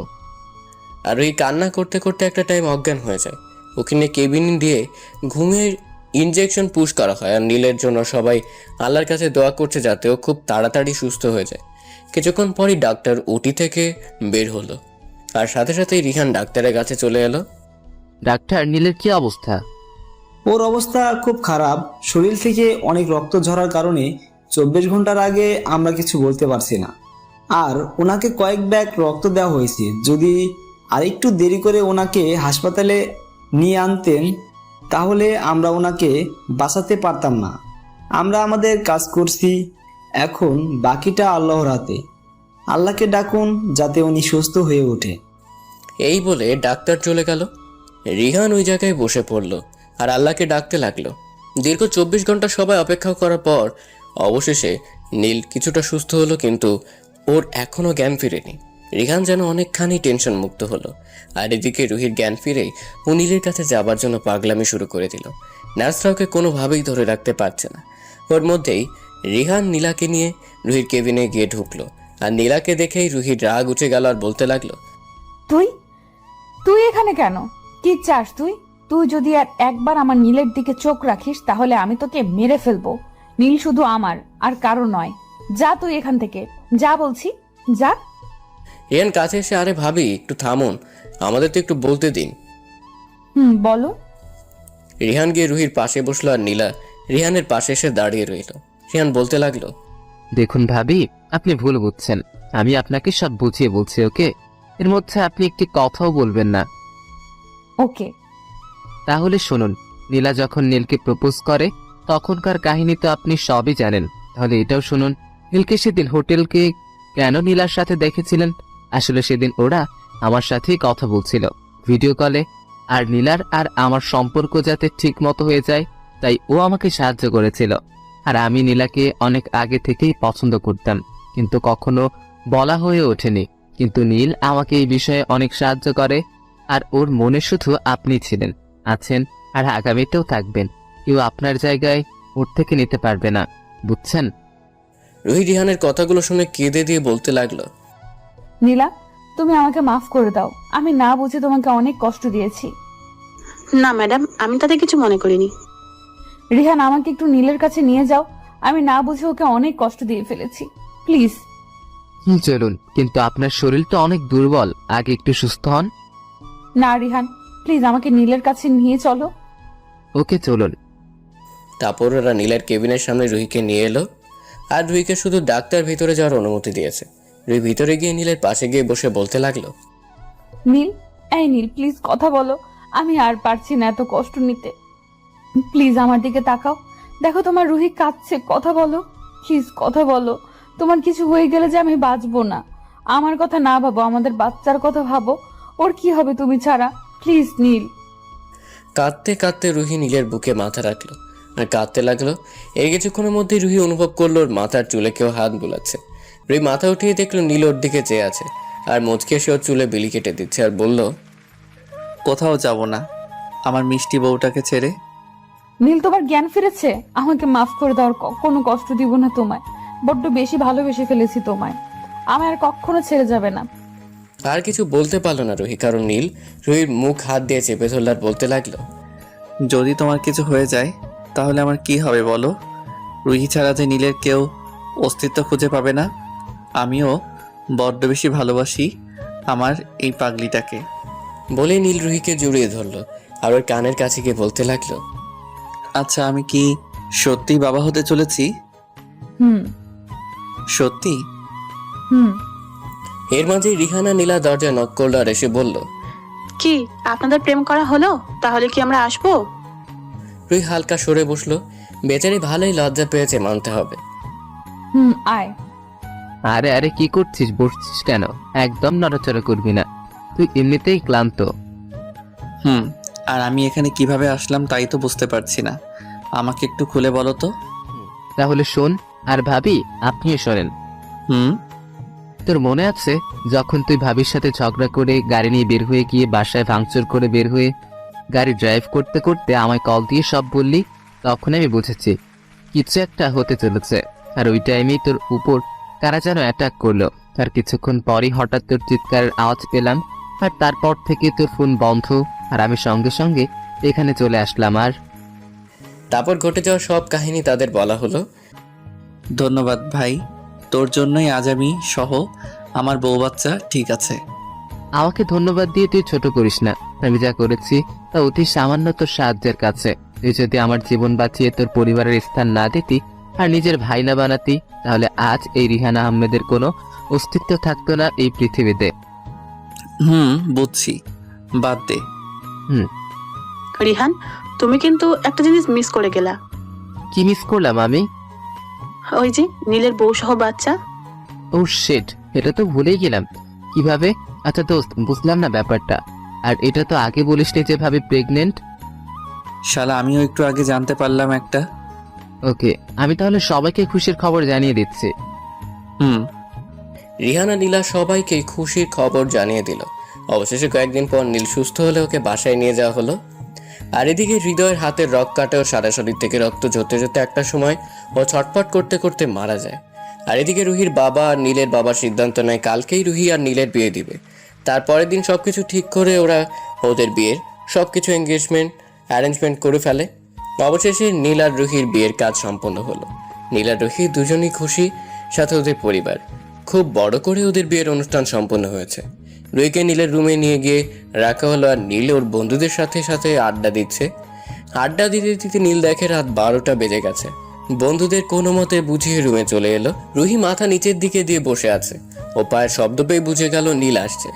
নীল রুমে ঢুকেই দরজাটা বন্ধ করে দিল। তারপর রুহির পাশে গিয়ে বসলো। যে ওর ঘুমটা উঠাতে যাবে তখনই রুহি বলে উঠল, একদম হাত দিবে না, হাত সরাও আর আমার থেকে দূরে গিয়ে দাঁড়াও, দাঁড়াও বলছি। নীল বেচারা হঠাৎ রুহির এমন ব্যবহার দেখে রীতিমতো ভয় পেয়ে গেছে। আর রুহির বলার সাথে সাথে দূরে গিয়ে দাঁড়ালো আর ভয়ে ভয়ে বলল, কি হলো, এমন করতেছো কেন? রুহি ঘুমটাতে উঠে বলতে লাগলো, এতক্ষণ কোথায় ছিলে? জানো তোমার জন্য সেই কখন থেকে বসে আছি। আসলে বন্ধুদের সাথে ছাদে ছিলাম তো, আড্ডা দিতে দিতে কখন যে 12টা বেজে গেছে খেয়াল করি নাই, সরি। আর এমন হবে না। এটা বলে নীল বসা ধরলো আর রুহি বলে, তোমাকে কি আমি বসতে বলেছি? হ্যাঁ, যে তুমি বসছো? দাঁড়াও, তোমাকে এখন শাস্তি পেতে হবে। বলছি কি, আজকে শাস্তি না দিয়ে বাসরের কাজটা করলে হতো না? না, একদমই না। তোমার শাস্তি পেতে হবে মানে হবে, আর না হলে বিছানায় কোনো স্থান নেই তোমার। কি করবা তা ভেবে দেখো। আচ্ছা বলো, কি শাস্তি পেতে হবে আমায়? তোমার শাস্তি হলো এই যে এখন কান ধরে 100 বার উদ্বাস করবা। না করলে হয় না? না হয় না, করো। ওকে, করছি। নীল উঠবোস করা শুরু করলো আর তার কিছুক্ষণের মধ্যেই রুহি বলে উঠল, থাক, হাল লাগবো না, এখন থামো। রুহির কথা শোনার পর নীল যেন হাঁপ ছেড়ে বাঁচল। রুহি নীলকে সোজা হয়ে দাঁড়াতে বলল আর নীলও তাই করলো। রুহি খাট থেকে উঠে এসে নীলকে সালাম করে আবার খাটে গিয়ে বসে পড়ল। আর তারপর রুহি নীলকে ওর কোমটা সরানোর পারমিশন দিল। আর নীল তখন গিয়ে ওর ভালোবাসার মুখটি দেখতে পেল। নীলের এমন অনুভব হতে লাগলো যেন কোনো ডানা কাটা পরি ভুলবশত রুমে প্রবেশ করেছে। ও নিজের থেকে কন্ট্রোল হারাতে চলেছে। রুহির এই রূপ মায়া যেন ওকে রুহির কাছে টানছে। ও যেই রুহিকে কিস করতে যাবে তখনই ওর মুখ রুহি হাত দিয়ে চেপে ধরে আর বলে, এখন আমাকে কোলে করে ছাদে নিয়ে চলো, আজকে সারা রাত তারা গুনবো তুমি আর আমি। ওকে বলেই নীল রুহিকে কোলে তুলে নিল আর সোজা ওকে ছাদে নিয়ে এলো। ছাদের এক কোনায় দোলনা। নীল রুহিকে নিয়ে দোলনায় গিয়ে বসলো। রুহি নীলের হাত ধরে কাঁধে মাথা রেখে বসে রইল আর নানান কথা বলতে লাগলো। আর এক পর্যায়ে রুহি নীলকে জিজ্ঞাসা করলো, আচ্ছা রিহান ভাইয়ের পরিচয়টা আমাকে একটু ভালোভাবে বলো তো, আমি তখন হসপিটালে ভালোভাবে কিছু বুঝতে পারিনি। আচ্ছা শোনো তাহলে। 15 বছর আগে আমি আব্বু আম্মুর সাথে আব্বুর এক বন্ধুর বাড়ি যাই বেড়াতে। আর সেখানে যাওয়ার পর আমার খুব ইচ্ছা করছিল গ্রামের খালের পানিতে গোসল করতে, কিন্তু আমি সাঁতার জানতাম না। কিন্তু ইচ্ছা যখন হয়েছে তখন তা তো পূরণ করতেই হবে। তাই আর কোনো কিছু না ভেবে চলে গেলাম খালের পাশে। 1 ঘন্টা যাবৎ আস্তে আস্তে করে খালের হালকা পাশে নেমেছি। কি আর করব, ভয় করতেছিল একলা একলা। আর তার উপর আমি আবার সাঁতার জানি না। যেই উঠতে যাব তখনই দেখলাম আব্বু আম্মু আমার দিকেই আসছে। আমি তাদের দেখে তাড়াতাড়ি উঠতে গেলেই পা পিছলে পড়ে যাই। আর খালের পাড়টা মনে হয় 2-3 আঙ্গে মাটি কেটেছিল, যার কারণে খালের পাড়ে ওঠার চেষ্টা করেও আর উঠতে পারছিলাম না। আস্তে আস্তে মাঝখানে চলে যাই। আর তখনই কোথা থেকে একটা ছেলে এসে আমার জীবন বাঁচায়। আর ওই ছেলেটাই হলো রিহান। জানো, ওকে যখন জিজ্ঞেস করি ও ওর জীবনের চিন্তা না করে আমার জীবন কেন বাঁচালো, তখন ও কি বলেছিল জানো? কি বলেছিল? আরে সাহেব, আমার কিচ্ছু হইতো না, আমি মরলেও কাইন্দার কোনো মানুষ নাই, কিন্তু আপনার জীবনটা অনেক দামি। আপনার কিছু হইলে তারা পাগল হইয়া যাইতো। আমি তো দেখছি তাগো অবস্থা। কেন কেন এই কথা বলছো কেন? তোমার মা বাবা কোথায়? সাহেব, আমার মা বাবা নেই। মানে তোমার মা বাবা কই তাইলে? সাহেব, তারা মারা গেছে। বলে কেঁদে দিল রিহান। নীল দেখলো রুহির চোখে পানি। ওর চোখের পানি মুছে দিয়ে ওকে নিজের কাছে মিশিয়ে আবার বলতে লাগলো, আমরা যখন আব্বু আর আম্মুর কাছে যাই তখন আব্বু বলল, রিহান, তোমার বাবা মা নেই তো কি হয়েছে? আজ থেকে আমরা তোমার বাবা মা। আর নীল তোর ভাই, চল আমাদের সাথে। রিহান খুব খুশি হয়েছে ওই দিন, আর আমিও সাথে একটা ভাই প্লাস বন্ধু পেয়ে গেলাম, বুঝছো? হুম, তা ম্যাডাম, তাহলে আমাদের বাসরটা করা যাক, কি বলো? জানি না। তারপর নীল রুহিকে কোলে নিয়ে রুমে চলে এলো আর বাসর ঘরে। তারপর রুহি আর কোনো কথা না বলে দুজনের ঠোঁট এক করে দিল। দুজনেই চলে গেলাম ভালোবাসার গভীর সাগরে। সাগরের নিচে অনেক অন্ধকার থাকায় আর দেখতে পাইনি, তাই কিছু বলার নেই।